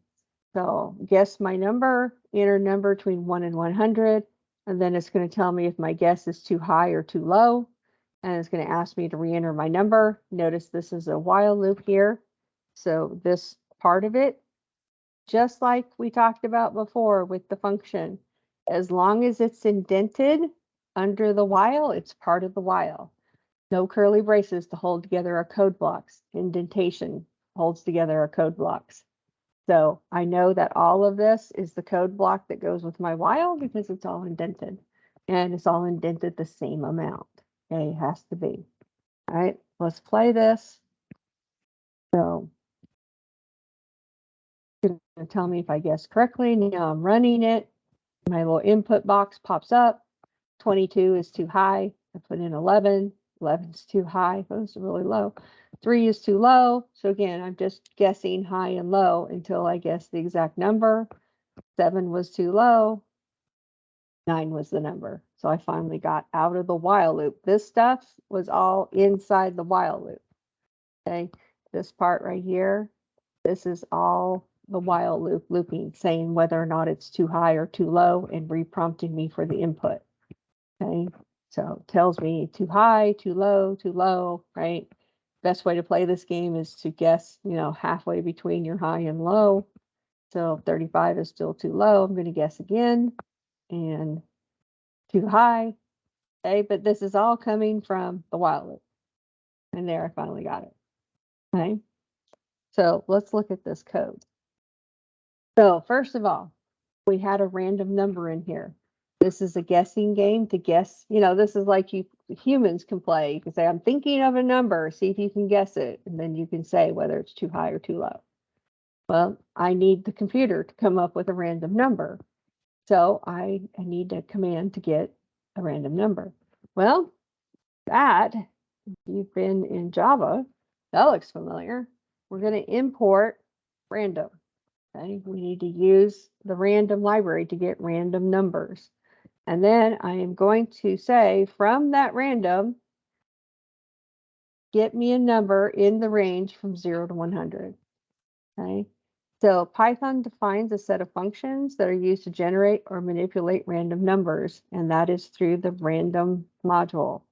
Okay, so functions in the random module, it's a pseudo random number, but that's true in most other languages. Okay, so it's going to give me a random floating point number between 0 and 1. Okay, that's what this is going to give me.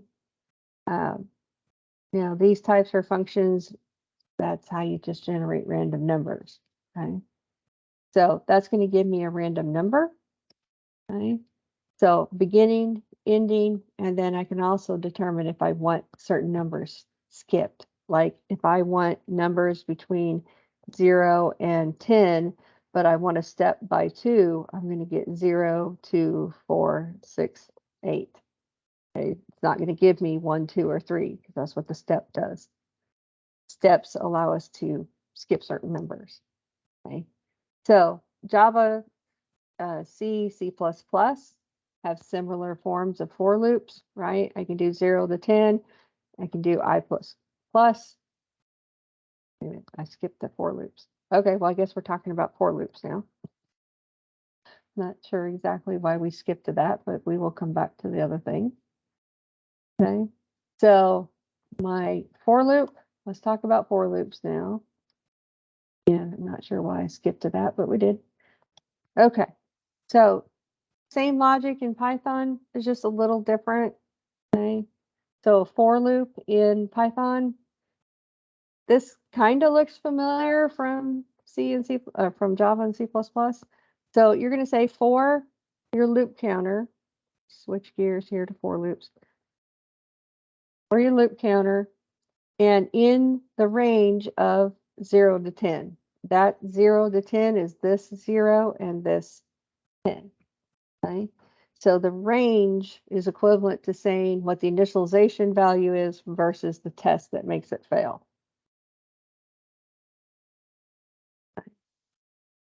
For I in our range of 0 to 10, meaning go from 0 to 10, and I'm going to print I.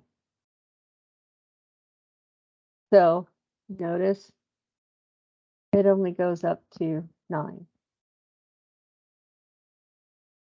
Now, if I do -10 to -5, again, this is just like I equals -10, I less than -15, therefore I never got to -15. So range from A to Z. Okay. String cannot be interpreted as an integer. I cannot increment these because they're letters. So they have to be numbers. Now, can I do a range of 1.2 to 3.4? No, right? You can't do a for loop on a non-integer. Same thing here. Again, 0 to 10, that's like I equals 0, I less than 10, so I don't actually get to 10. So again, this is just very similar to I equals 0, I less than 10, and I don't have a third parameter here of a step, so it would just be I plus plus. It's just stepping by 1. Now, if I say step by 2, that's like I plus equals 2. 3, I plus equals 3. So it works just like you're used to a for loop working. It's just instead of listing it as I equals something, I less than something, and I plus something, it puts those 3 parameters together. Okay. So I equals 10, I less than 100, I minus equals 10. Let's just think about that. I minus equals 10. Well, if I set I to 100, or not 100, I equals 10, I less than 100, I minus equals 10. That means I'm going to start I at 10, and then I'm going to minus 10 from it. Okay. That's not going to work. It wouldn't work in a regular for loop. Okay. So 0 to 10, again, it's I less than 10. Okay. Now I can put variables there. I've been hard coding numbers so far. I can set like a start and an end. It doesn't have to be hard coded numbers. Why do I have the int right there? Because input returns a string. Okay, so because input returns a string, I have to cast it to an int. Same thing for in. Input always returns a string, so my starting value and ending values would be strings. So I have to cast those to integers so that I can use them here as integers. So now my for loop's going from 2 to 4. And so I can use variables in there. Just, you have to remember to cast them.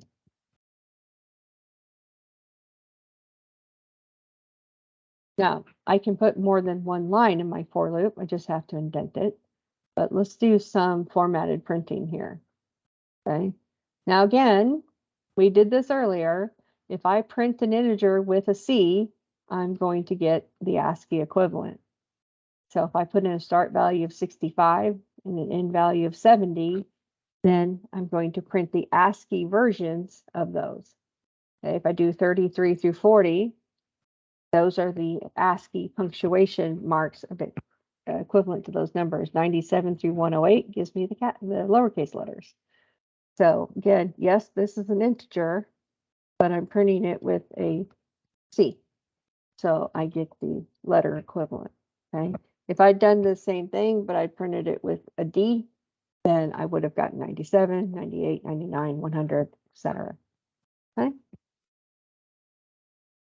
So let's look at this program. I'm setting a counter to 0. I'm asking for an input. Now this says I want to enter a string, so putting it into Word is going to be a string.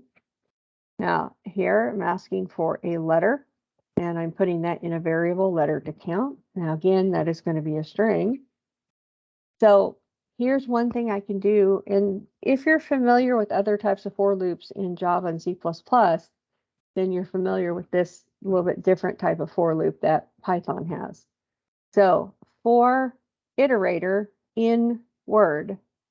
So this means walk over Word, look through whatever input string. So let's say I give it Apple. So I'm going to have an iterator that is pointing at each letter in Word. It's going to start at the first one and walk through them. An iterator, you think of it as a pointer that moves over, for example, a string. So if this iterator, if the thing it's pointing at is the letter I'm looking for, let's say I'm looking for L. So if it is the letter I'm looking for, then I'm counting how many times that letter appears in my word. Okay. So the first time this loops, it's going to be pointing at the A. So it is going to ask for iterator in Word, meaning pointing right there, is that A equal to the letter I'm looking for, which I'm saying I'm looking for L. Well, it's not, so I'm not going to increment my counter. So when the loop comes back up, okay, now again, this is not account controlled, right? It's not for a certain number. We're not giving it the length of Apple. This is a way to say walk through the entire string from start to end and perform these actions. And again, these are these type of for loops that loop over an entire range. It's a range-based for loop or a for each for loop, if you're familiar with those. This is similar to that. I don't give it a starting and ending. I tell it to walk over the entire string. So when it comes back up, what happens is this iterator then just automatically moves to here. So then it would say, is P equal to L? Well, of course it's not. So I'd come back up to the top of the loop. That would move my iterator over. Again, that's all automatic. So again, it would be asking if this P is equal to L. It's not. Come back up, my iterator moves. Now my iterator is pointing to L. So if L is equivalent to L, then I plus equals my counter. Counter plus equals 1 is the same as counter equals counter plus 1. That's the same as it is in Java, C, and C++. So that would set my counter to 1. I would come back up to the top of my for loop. My iterator would move over to the E. And then I would be asking, is E equivalent to L, which of course it is not. So my counter wouldn't fire. I'd come back up to the top. My iterator would figure out that it's hit the end of the string and my for loop would quit. Okay. Again, I didn't give it a range. I didn't give it a size. I didn't have to figure out how long apple is and iterate over it. I'm just telling it, walk through it. Okay. So now counter is going to have 1 in it. I come out of here and print my 0th parameter with an S. Print my first parameter with a D. Print my second parameter with an S. Okay, so that would print this as a string, print this as an integer, and print this again as a string. Okay. Again, the number of the parameter and the format specifier for that parameter. Okay. So I enter a string. That's a really long string. Then I ask, what letter do you want to look for? So what I'm going to find out is how many times does I appear in that word. So this for iterator, now this is just the name of a variable, okay? So my iterator is going to start here, and it's going to go into the for loop and ask, is S equal to I? Well, it's not.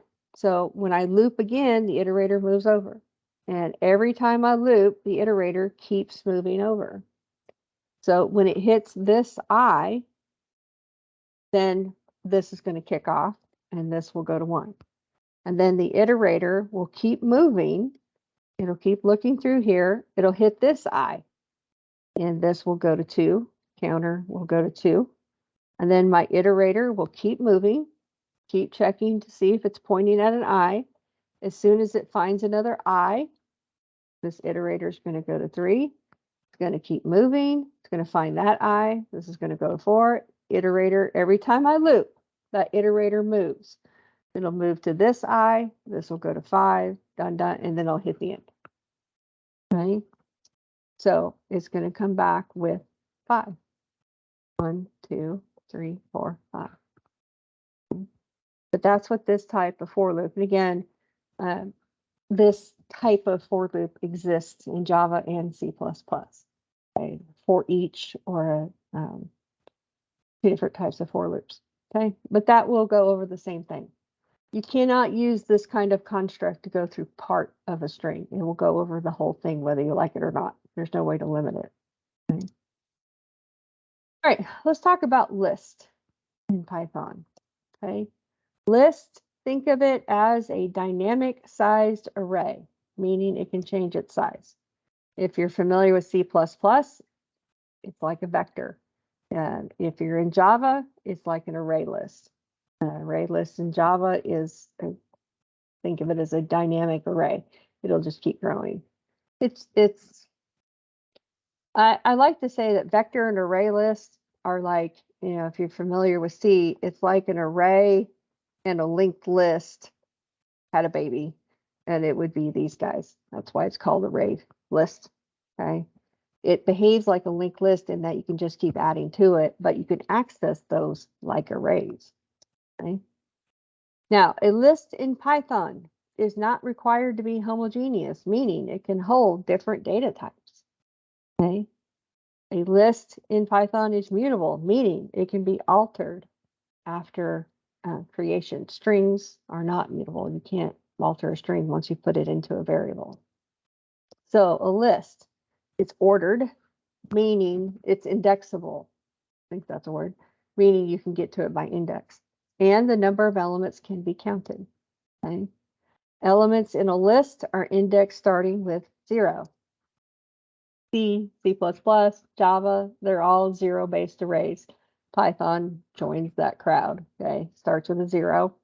List elements, you can access them with the traditional square brackets. And that's what it means when it says it's ordered. That means that you can get to individual elements, okay? So a lot of things you know about arrays from C, vectors from C++, and array lists from Java can be used with a list in Python, okay? A lot of similar things. So how do we create a list? Well, let's create one. Ta-da. There's a list. Now, let's say I want to, maybe put something in it. So there's a list with something in it. Again, no semicolons. So if I print the list, now notice the square brackets and the commas. If you're familiar with array list in Java, you're familiar with that format. It's the same. Now again, this is an iterator that is moving over the list. It doesn't have to be named iterator or it. It can be named cat or dog or frog, but that will jump through each part of the list. I can also print individual elements. If I print lists sub 1, remember 0, 1, 2. So list sub 1 is the 2. Okay. So let's make sure we understand that this is creating that list empty. This is creating it with, you can think of it, if it helps you to think about it like an array, this would have 1, 2, 3 in it. This would be the 0th, first, and second elements. Okay. When I print it, I will always get this bracketed comma format.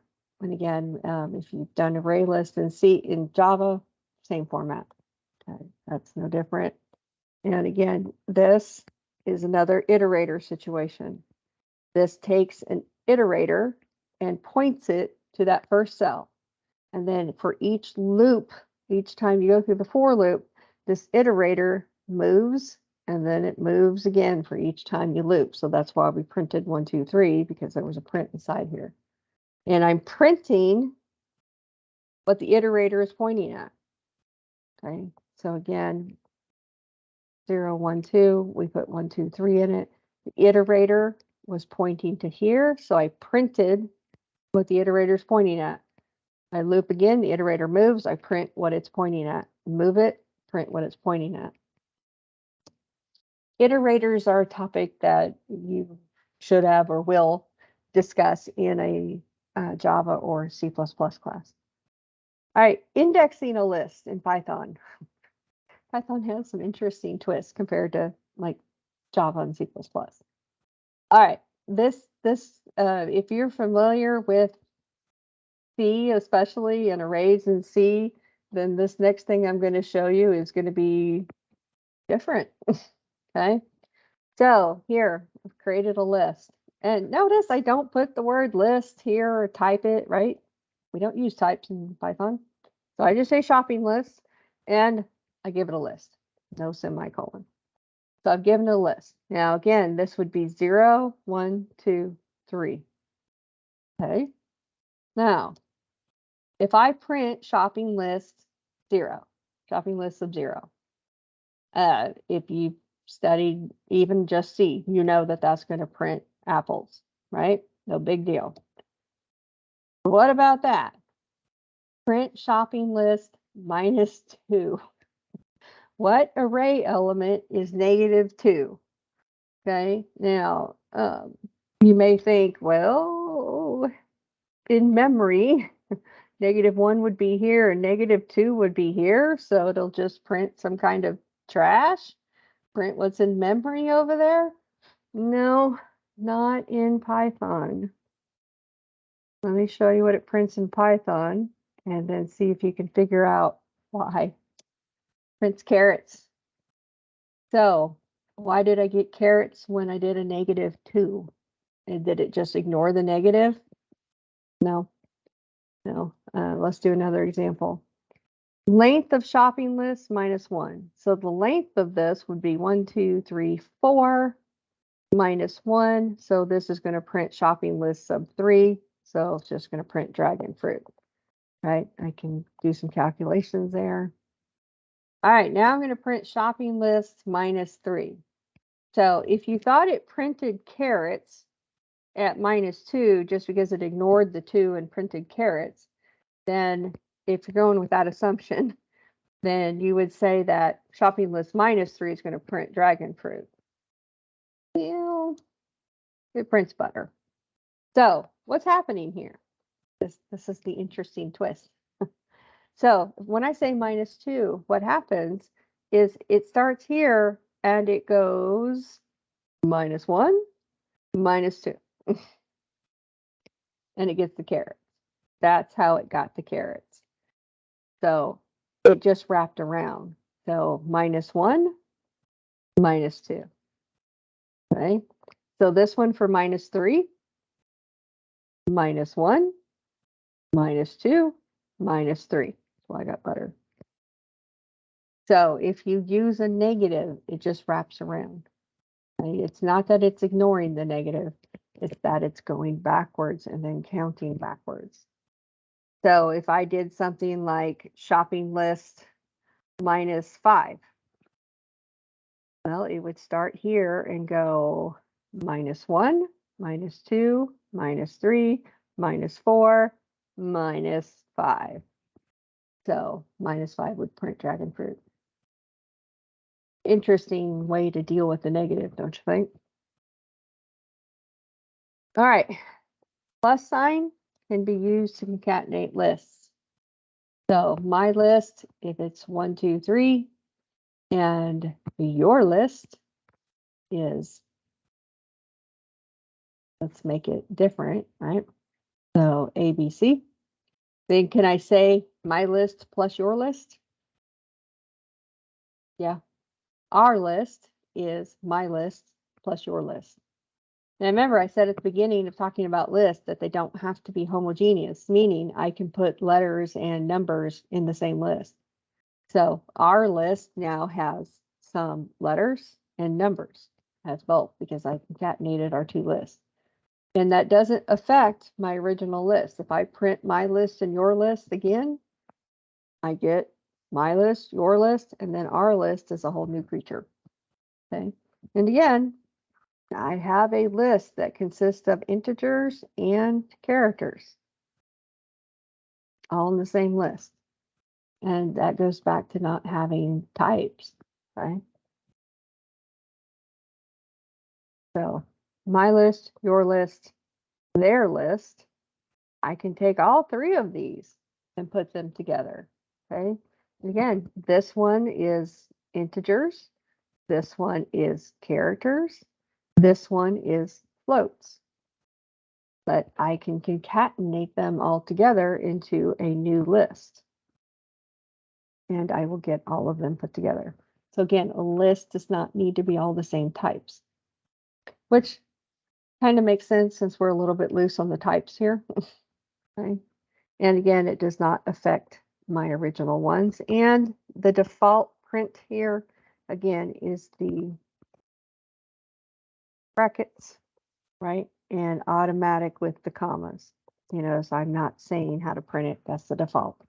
And again, Java does the same thing. All right. Can I do that?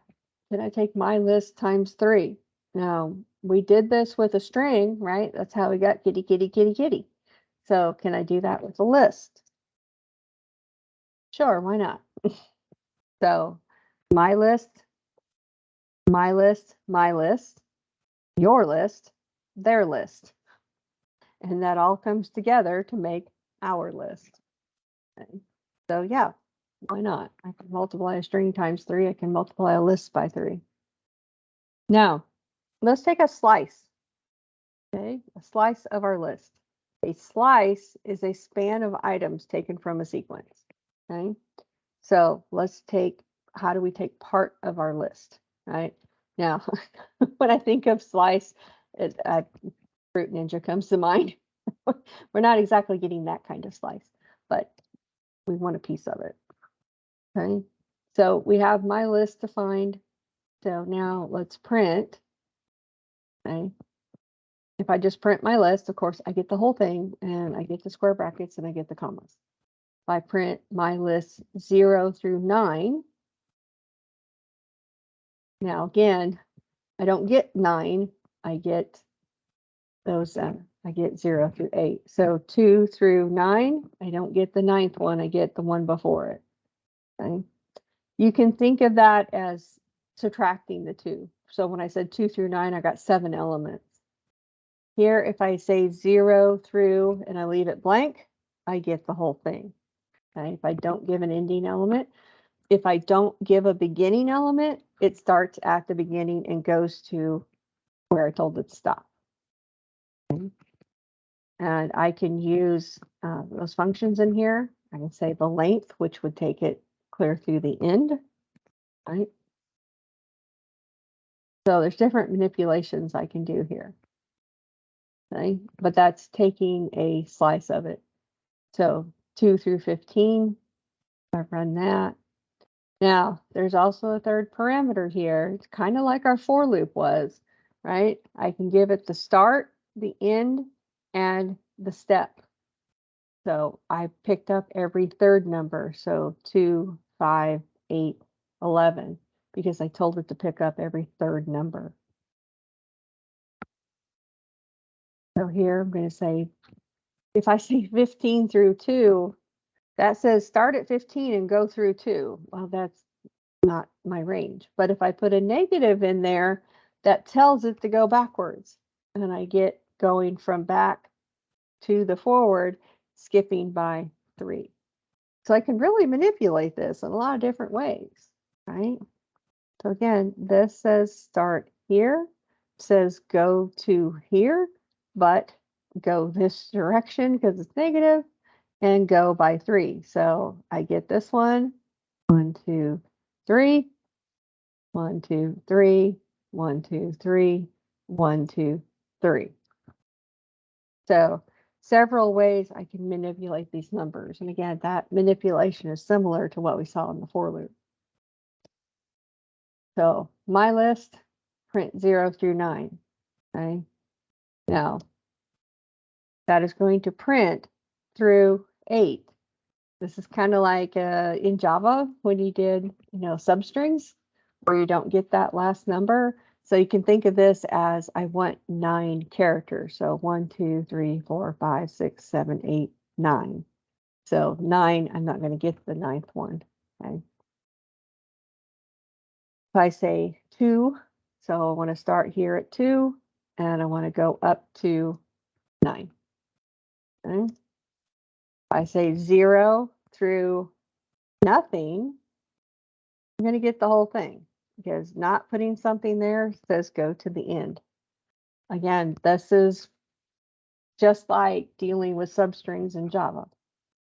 Okay, not giving a starting point, so it's going to start at the beginning, and this goes up through the 15th element. So again, stops there. I only get to 14. I can put calculation in there. So the length of my list, of course, in this case is 16. So that will give me through here. That gives me the whole list. This says start at 2, go to 15, but only get every other one. Okay, so I'm going to get just the even numbers in this case. Go off here. So that's just going to get the even numbers. Same thing, start here, go to here, but get every third number. So I'm going to get 2, and then 5, 8, 11, 14. The 3 there says get every third number. Here, I'm starting at the end, and I am going to 2, but because I put a negative here, it knows to go that way. And again, I'm going to get every third number. So 15, 12, 9, 6, 3. Now, if I didn't have a negative here, that wouldn't pick up anything, because that would be saying go from here to here, but because I didn't give a negative, I'd be trying to go that direction and it wouldn't work. The negative tells it to count backwards. Okay. So again, if you're familiar with like substring in Java, okay, can you combine the lists of different types all into one string, into one list? Yeah, that's what we did earlier with my list, your list, and our list. We combined a character list with a float list with an integer list. Yeah, lists do not need to be homogeneous. Okay, so list, a slice is when you give it a start, but up to, but not including the end. Again, if you're familiar with substring in Java, same thing. If start is not specified, 0 is used. If end is not specified, then the length of the list is used. And you can include a step value and negative indexes, as we saw. Okay? So you can get pretty creative with it. All right, how do you determine if an item is contained in a list. How do you add an element to a list? We'll get there. Okay, it's the next couple of slides. So how do we determine if an item is in a list? Well, it's pretty simple. So first of all, I'm going to ask you to enter an animal, and I have my list of animals. So then what I ask is if the animal you entered is in the list. Really hard syntax to remember. If it's in the list, and of course we have to have our colon because it's the end of our if condition. So if the animal you entered is in my Safari, in the list I gave you, then I'm going to print it's there. Otherwise, it's not there. So let's run this. So we enter an animal. Giraffe is in my Safari, so of course it's there. Lion is there. Now, gorilla is not in this list, so not in Safari. And elephant is back in my list. So to determine if an item is contained in a list, we're not going to see a bunny on Safari, but if the value you're looking for is in your list, and again, of course, we have the colon because that's the end of the condition for the if. Okay? In is used to determine if an input is in a list. It will return true if the item's in the list and false if it is not in the list, as you saw here. How to add an item to a list. Okay, so here I have an empty list. Alphabet equals empty square brackets. You do that to tell it to treat alphabet as a list so that when you try to do list functions on it, it knows that you're trying to do it to a list. Okay, so for I in range from 0 to 26. So again, interpret that as what you're used to as I equals 0, I less than 26, and because I don't have a third step parameter here, it's I plus plus. Okay, that's how you should read that for loop. So as we go through this for loop, take my list, and I know it's a list because I've declared it, not by a type, but by setting it equal to those empty square brackets. I've told the interpreter to treat this guy like a list. Therefore, because I've told it to treat it like a list, I can append. Okay. And again, if you are familiar with like a vector in C++, this is familiar. So I append a new value. So as this runs, and I run it all and I print it, you can see I got 0 through 25. Again, less than 26. If I append I times 2, I just get even numbers. Okay? If I append I divided by 2, I get my floating point numbers. So whatever I'm appending here is what it's going to add to my list. So I can use append to append to my list. Now, watch this. Erase that. Look what I'm doing here. I'm taking I plus 65, where I starts at 0. I add 65 to it, but I append it as a character. So my list gets characters in it. Okay. So I'm able to format the input, right? This is the input to my append. Okay. So again, I took my I, right? This is my for loop counter. I took my I added 65. So when I is 0, I added 65 to it to get 65. But if I format that 0th parameter with a C, so I format it as a character, then it actually puts it into my list as a character. Okay. When I didn't have all of that, it just put it as a number, right? When I didn't have all of this part, I just said put I plus 65 in there. I got 65, 66, 67. But then when I applied the format to it, I get the letters. So now I have a list of letters. So take your list name, dot, append, and what you want to append to it is how you add to it. Adds items to a list. That this particular syntax will append it to the end of an existing list. And that list exists because I made it exist. Okay. So here I've got fruit and I've got it set to 4 things. Now, here's something else I can do. I can ask it, where is a certain item in my list? So this is asking, just like it looks like it would be, what is the index in my fruit list of apple? Now remember, this is 0, 1, 2, 3. So it should give me back 0. Okay. If I look for banana, it's going to give me a 2 because that's where it is. Bananas is not in my list. Let's see here. I get an error. It's like, that's not in your list. If I put in orange, it should give me a 1.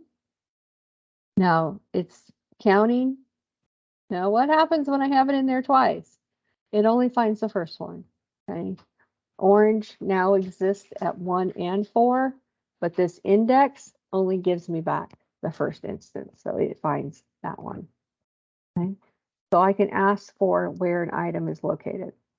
Used to determine where an item is located in the list, returns the index of the first element that matches. Okay. And notice it did have to match exactly. When I looked for bananas,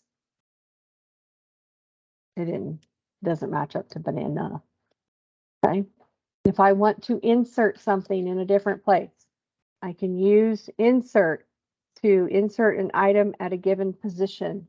Okay. If I want to put it somewhere in the middle, I can tell it what index. So if I have my list and I tell it to insert it, I have my list and I say dot index and I say put it at 3, then it'll put my new item at 3 and take the item that was at 3 and shove it over. Sort, what it says, sorts it in ascending order. Remove is how I delete an item. Removes the first occurrence of item in the list. Again, list is a little bit more complicated than an array. List, again, is like vector and array list in other languages, but if you're only familiar with C, then you got to think of it as a linked list that has indexes like an array. Again, it's like an array and a linked list had a baby in C and came out with a list. But that's what vectors and array lists are in other languages. Reverse reverses the order of the elements. Not reverse sorts them, it just reverses the order. Okay. Now, how do we make a copy of a list? That was just a few of the functions that are available for lists, just to give you an idea. There's lots of others. So I want to make a copy of a list. So I have a list, and I say list 2 equals list 1, and then I'm going to print list 1 and list 2. Okay. Looks fine. It printed list 1, it printed list 2. They look just alike. Now I'm going to take list 1 and remove an element. I'm going to remove, remember 0, 1, 2, 3. I'm going to remove element 3. And then I'm going to print list 1 and list 2 again. Now here's where we see something. Do you see that?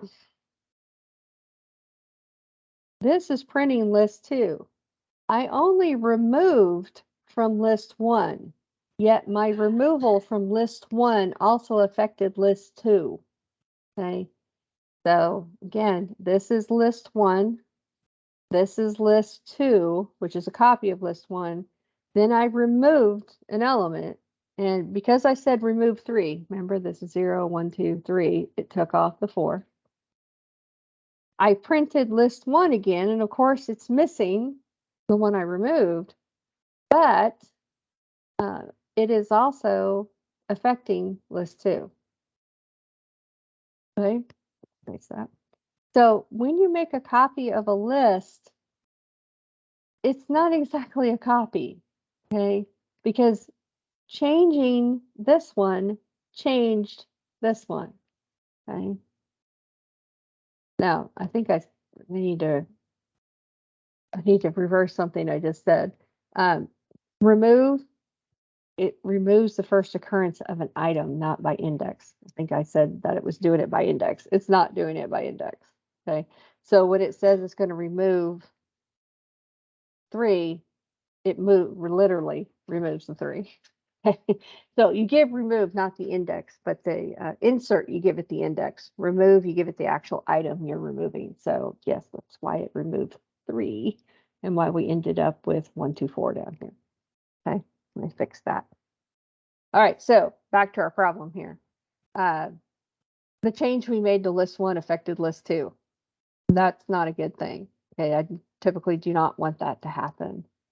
So what we did, and this is a problem in Java too, is that we did not make an actual copy of the list. We just created another variable that pointed to the same address. So list 1 was pointing to this memory that had 1, 2, 4 in it. Well, it had 1, 2, 3, 4. 1, 2, 3, 4. And then when we said list 2 equals list 1, this is what we did. We didn't actually make a copy. List 2 just pointed to the same memory location as list 1. So when we took the 3 out of list 1, it also showed up as missing from list 2. So if you just set one equal to the other, then that's what you're doing, is you're making a copy of the address, not a copy. So we want to make an actual copy so that one doesn't affect the other. So one way to do it, there's multiple ways to do this. We have our list 1. Again, just like we did before with the alphabet, I'm declaring list 2 to be equal to empty bracket. That tells it I want list 2 to be treated like a list, meaning I can call the functions that a list can call. Okay. Now I can do this. I can concatenate, I can plus equals list 1. Now remember, plus equals, that means that list 2 equals list 2 plus list 1, right? That's what that plus equal tells us. So that would concatenate list 1 onto list 2. List 2 is empty, so concatenating on list 1 makes it look like list 1. Now, if we remove element 2, and that literally removes the 2, then list 1 is missing the 2, but list 2 is not. Okay, they're not just pointing at the same memory address, it's actually a true copy of it. Okay, so that would be one way to do it. Make an empty list and then concatenate your list onto it. Okay, here I've made an empty list. I could also use a for loop. So for my loop counter goes from 0 to the length of list, I can append each element of list 1 into list 2. That will also make a copy. Okay, so that's a little bit longer way to do it than the plus equals. This would be a good way to do it if you needed to like manipulate or print or do something with each element. Okay. Okay, in the chat, there's an alternate way to do it too. Again, many different ways to do this. List 2 equals list 1, and do that. Okay. You just don't want to do this. Okay, you don't want to leave that off because that just gets a copy of the address. Multiple ways to fix it. Just don't use the equal sign. All right, this is the last part of our unit. It is 4 o'clock, so I understand if you need to go, but I am going to spend about another 15 minutes, shouldn't be more than that, going over how to read and write files using Colab. Okay, so learning to read and write files. Let's start with a sample file. I'm going to create the file on my computer, and then I'm going to show you how to upload it into Colab. Okay. So there's my file. It's on my desktop of my PC. It just has some lines in it. It's just a .text file, and it is named example1.txt. Now, the question is, how do we get that up into the Google sphere so that we can use it? Okay. So this text from Google Colab import files uploaded equals files.upload.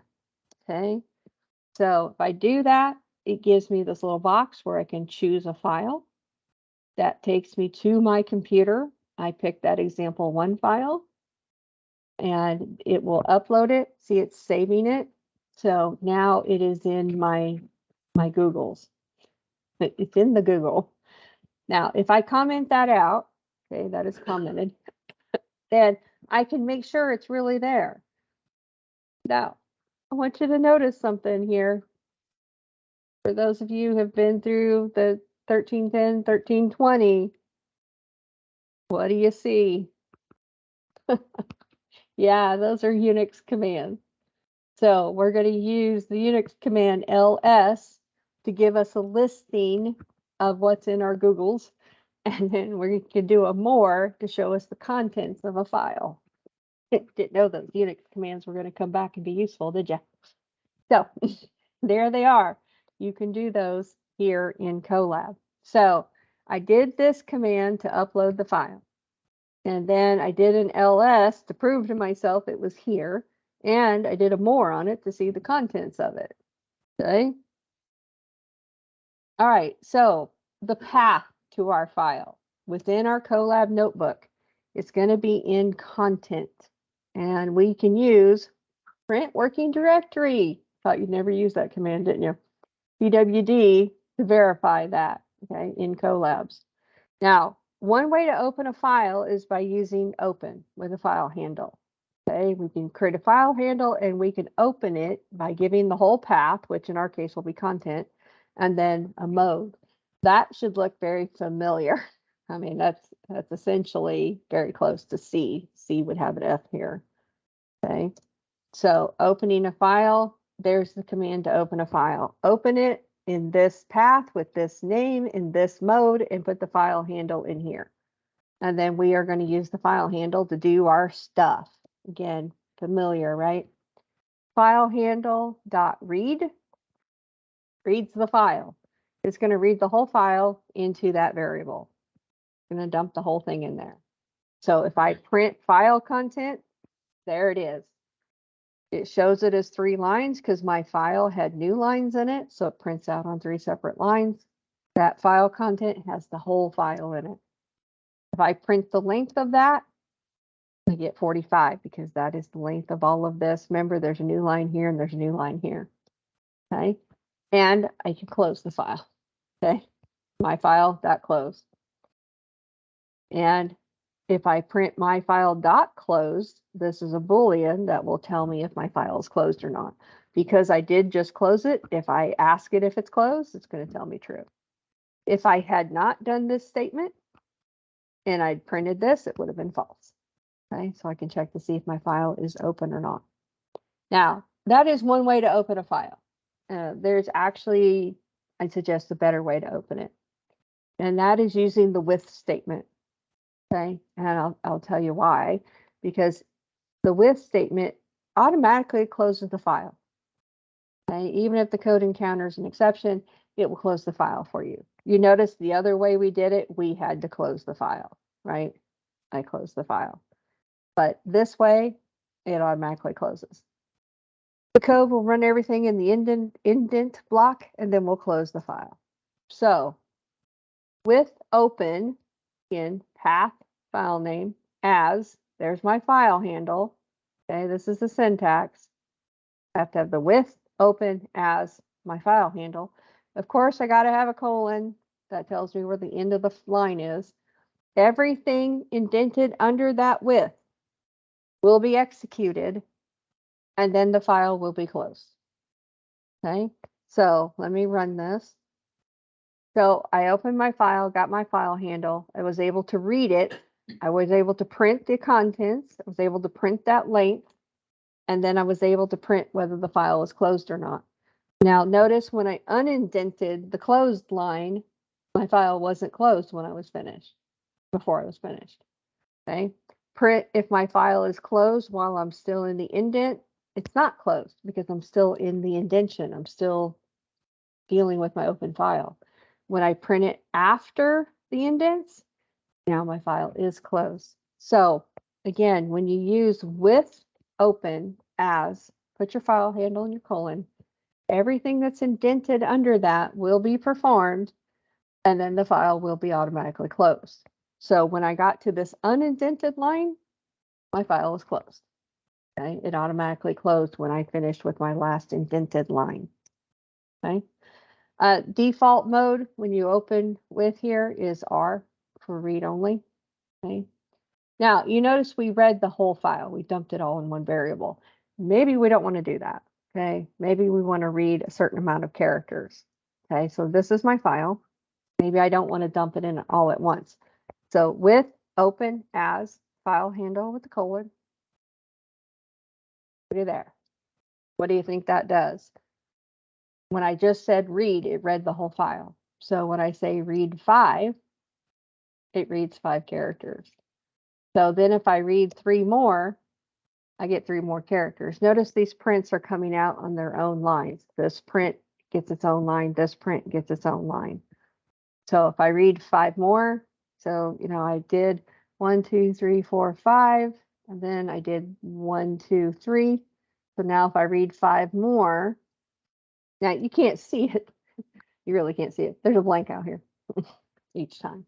I am reading past the blank. And then if I read 1, I get this 1. Okay. So again, with open as file handle colon. This case, I'm going to read 2. And so I read 2. And so if I read 1, I'm going to get just the I. If I read 4, I'm going to get S space is. So I get my SIS. Then if I read 7 more, now you can see the blanks. You can see the blanks showing up. Okay. So I can read parts of it. I can move around. I can read a bunch of it. So when I said read 70, it just read the rest of it. Okay. We can also read a whole line at once. Okay. We read the whole thing. We read a certain number of characters. Now we can read the whole thing. So with open as my file handle, read line. You know, that's not a surprise really that other languages work the same way. So my file dot read line. So of course that reads a single line. It reads up to the new line. That's how it knows it's a single line. Okay. A for loop can read each line in a file until it reaches the end of file. So with open as my file handle colon for some variable that I want to dump the line into in my file, and that's my file handle, then print that line. That will read each line. Okay. Now, something to note here. Again, this is just a variable that it's dumping each line into. Okay. Notice the blank lines in here. Okay. That's because each line in my file had a new line on it. It's where I hit enter when I was typing the file. So that new line gets us down to here, but then print itself puts everything on a new line. So between the new line built into the file itself and the new line added by print, I get double spaced here. Now we can add code to do something with the line. So again, with open as file handle colon, as long as it's indented, it's happening while the file is open. So I set I to 65. Now this is reading each line in my, this is a for loop to go through each line in my file. Again, parameter 0 should be printed with a C. Parameter 1 should be printed with an S. So it's going to print I as a character, and it's going to print the line from my file as a string. And then I'm going to add 1 to I. So that adds that to it. Okay. My I being printed as a character with, there's the dot that's right there. I'm transforming, again, I'm taking advantage of ASCII here to turn it into ABC instead of 1, 2, 3. Okay.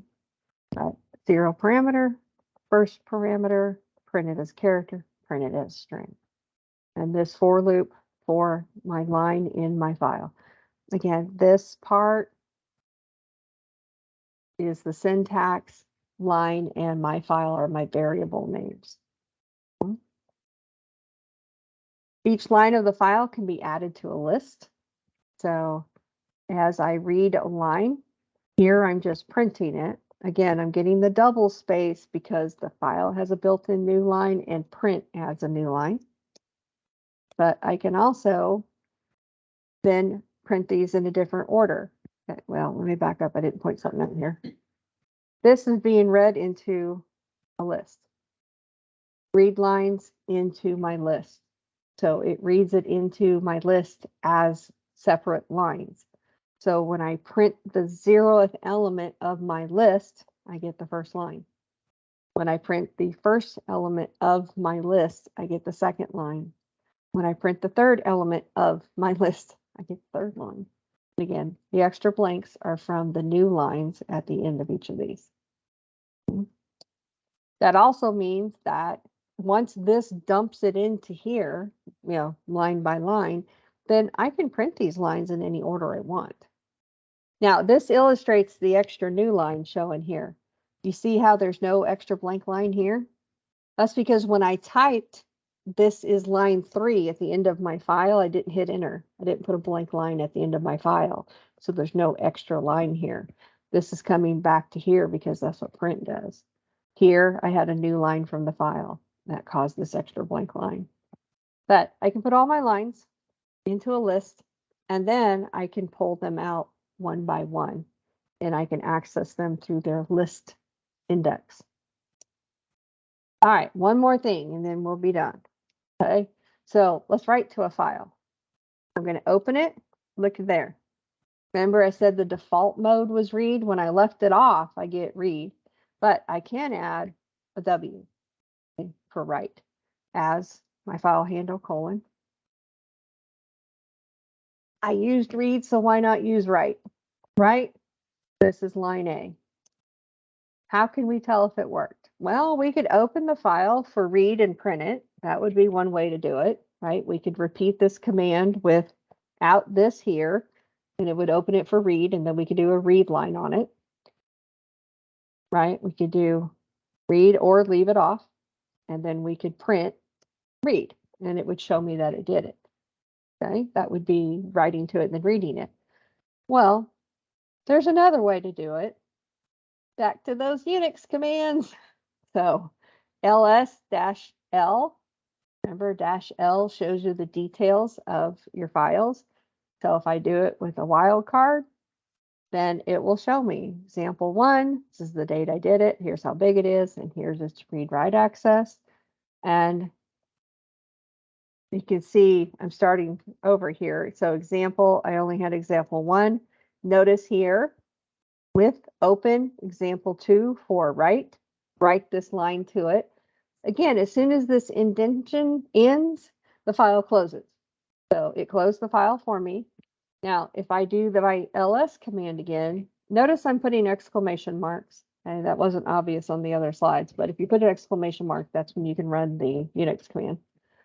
Now I do this command again. Now you can see I now have an example 2 that was created on a different date.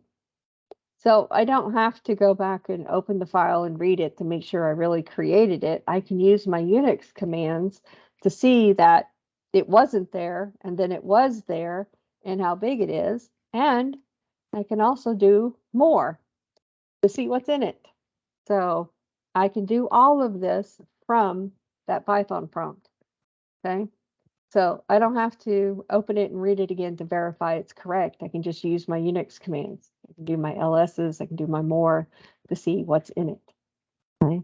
So that's kind of cool that you can do the Linux commands from your Python prompt. Just put an exclamation mark. All right, so with open for write, my file handle, write using my file handle, these 2 lines. When the indentation ends, it automatically closes the file, so I don't need to close it. And then I can do exclamation mark in my Unix command to look at it. So it wrote it out. Now I didn't put any new lines in there. I go put a new line in there. Now you can see my file with my more. It's 2 separate lines. I had to add the new line. Okay. Make sure you do that so you can get separate lines in your file. Okay. But again, putting your Unix commands to good use. So here, writing line 1 and line 2. Notice that it wipes out the file every time. If I change it to A, then I get append. Okay, again, this is familiar from other languages. If you use W, it's just going to override it. If you use A, it's going to append it. So since I switched it to A, every time I ran it, it appended a new set. I got multiple sets in there. So again, R is for read, W is for write, A is for append. That is not any different than C, Java, or C++. All right. Write a list to a file. It's as simple as it sounds like it should be. So shopping list, have 3 things in it. With open for write my file. For my item being in my shopping list, I'm just doing a for loop again. Again, item would be an iterator pointing here.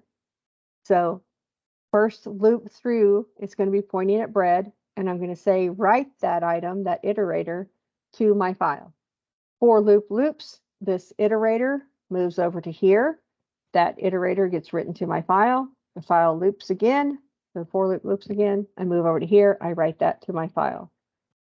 And again, to verify it, I just do more. Okay. Now I'm going to add, I want to number my shopping list, right? Who wants a shopping list without numbers on it? So I declare an I, put I plus equals 1. Now I'm going to get this in here, right? I want it to print I in there. So I need my curly braces. I need what number parameter it's going to be and what formatter I want it to use. Okay. Now that dot is because I want to print a dot. So again, the 0th parameter goes with I, the first parameter goes with item. And now I can print a little bit more formatted list. And I need a new line in there because I want them on separate lines. So gives me a numbered list, gives it to me on separate lines. Again, the new line was to get these on separate lines. That printed the I, that printed the item, and I incremented my I inside the for loop. This is all inside the for loop. This is all inside the file being open. Okay. So I was able to write my list to my file with a little bit of formatting.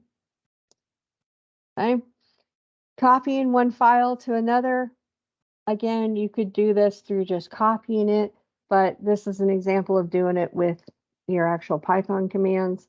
So with open for read, your read file, with open for write, your write file, going through each line in the read file and writing it to the write file, right? Just read it from this file and write it to that file.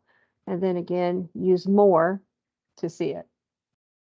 And this is the block for the for loop. This is the block for the write file. This is the block for the read file. Again, the indentation tells the story.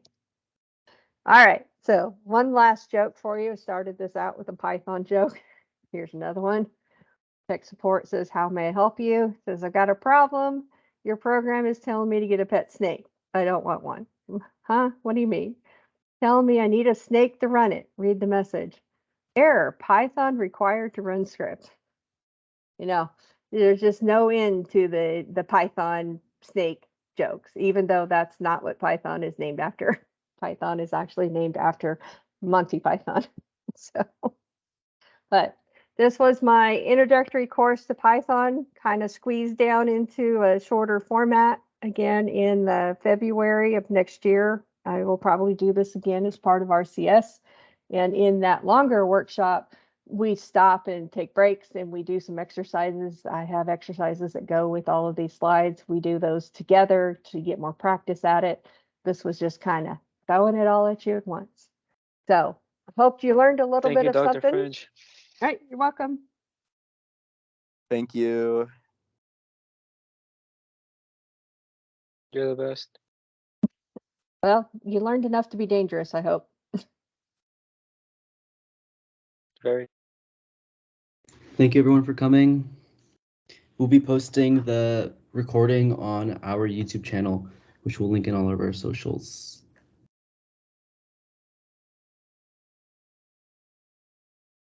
Thank you.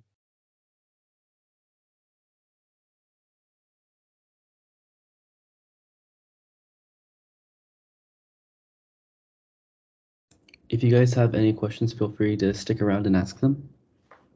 We'll stay after to answer some.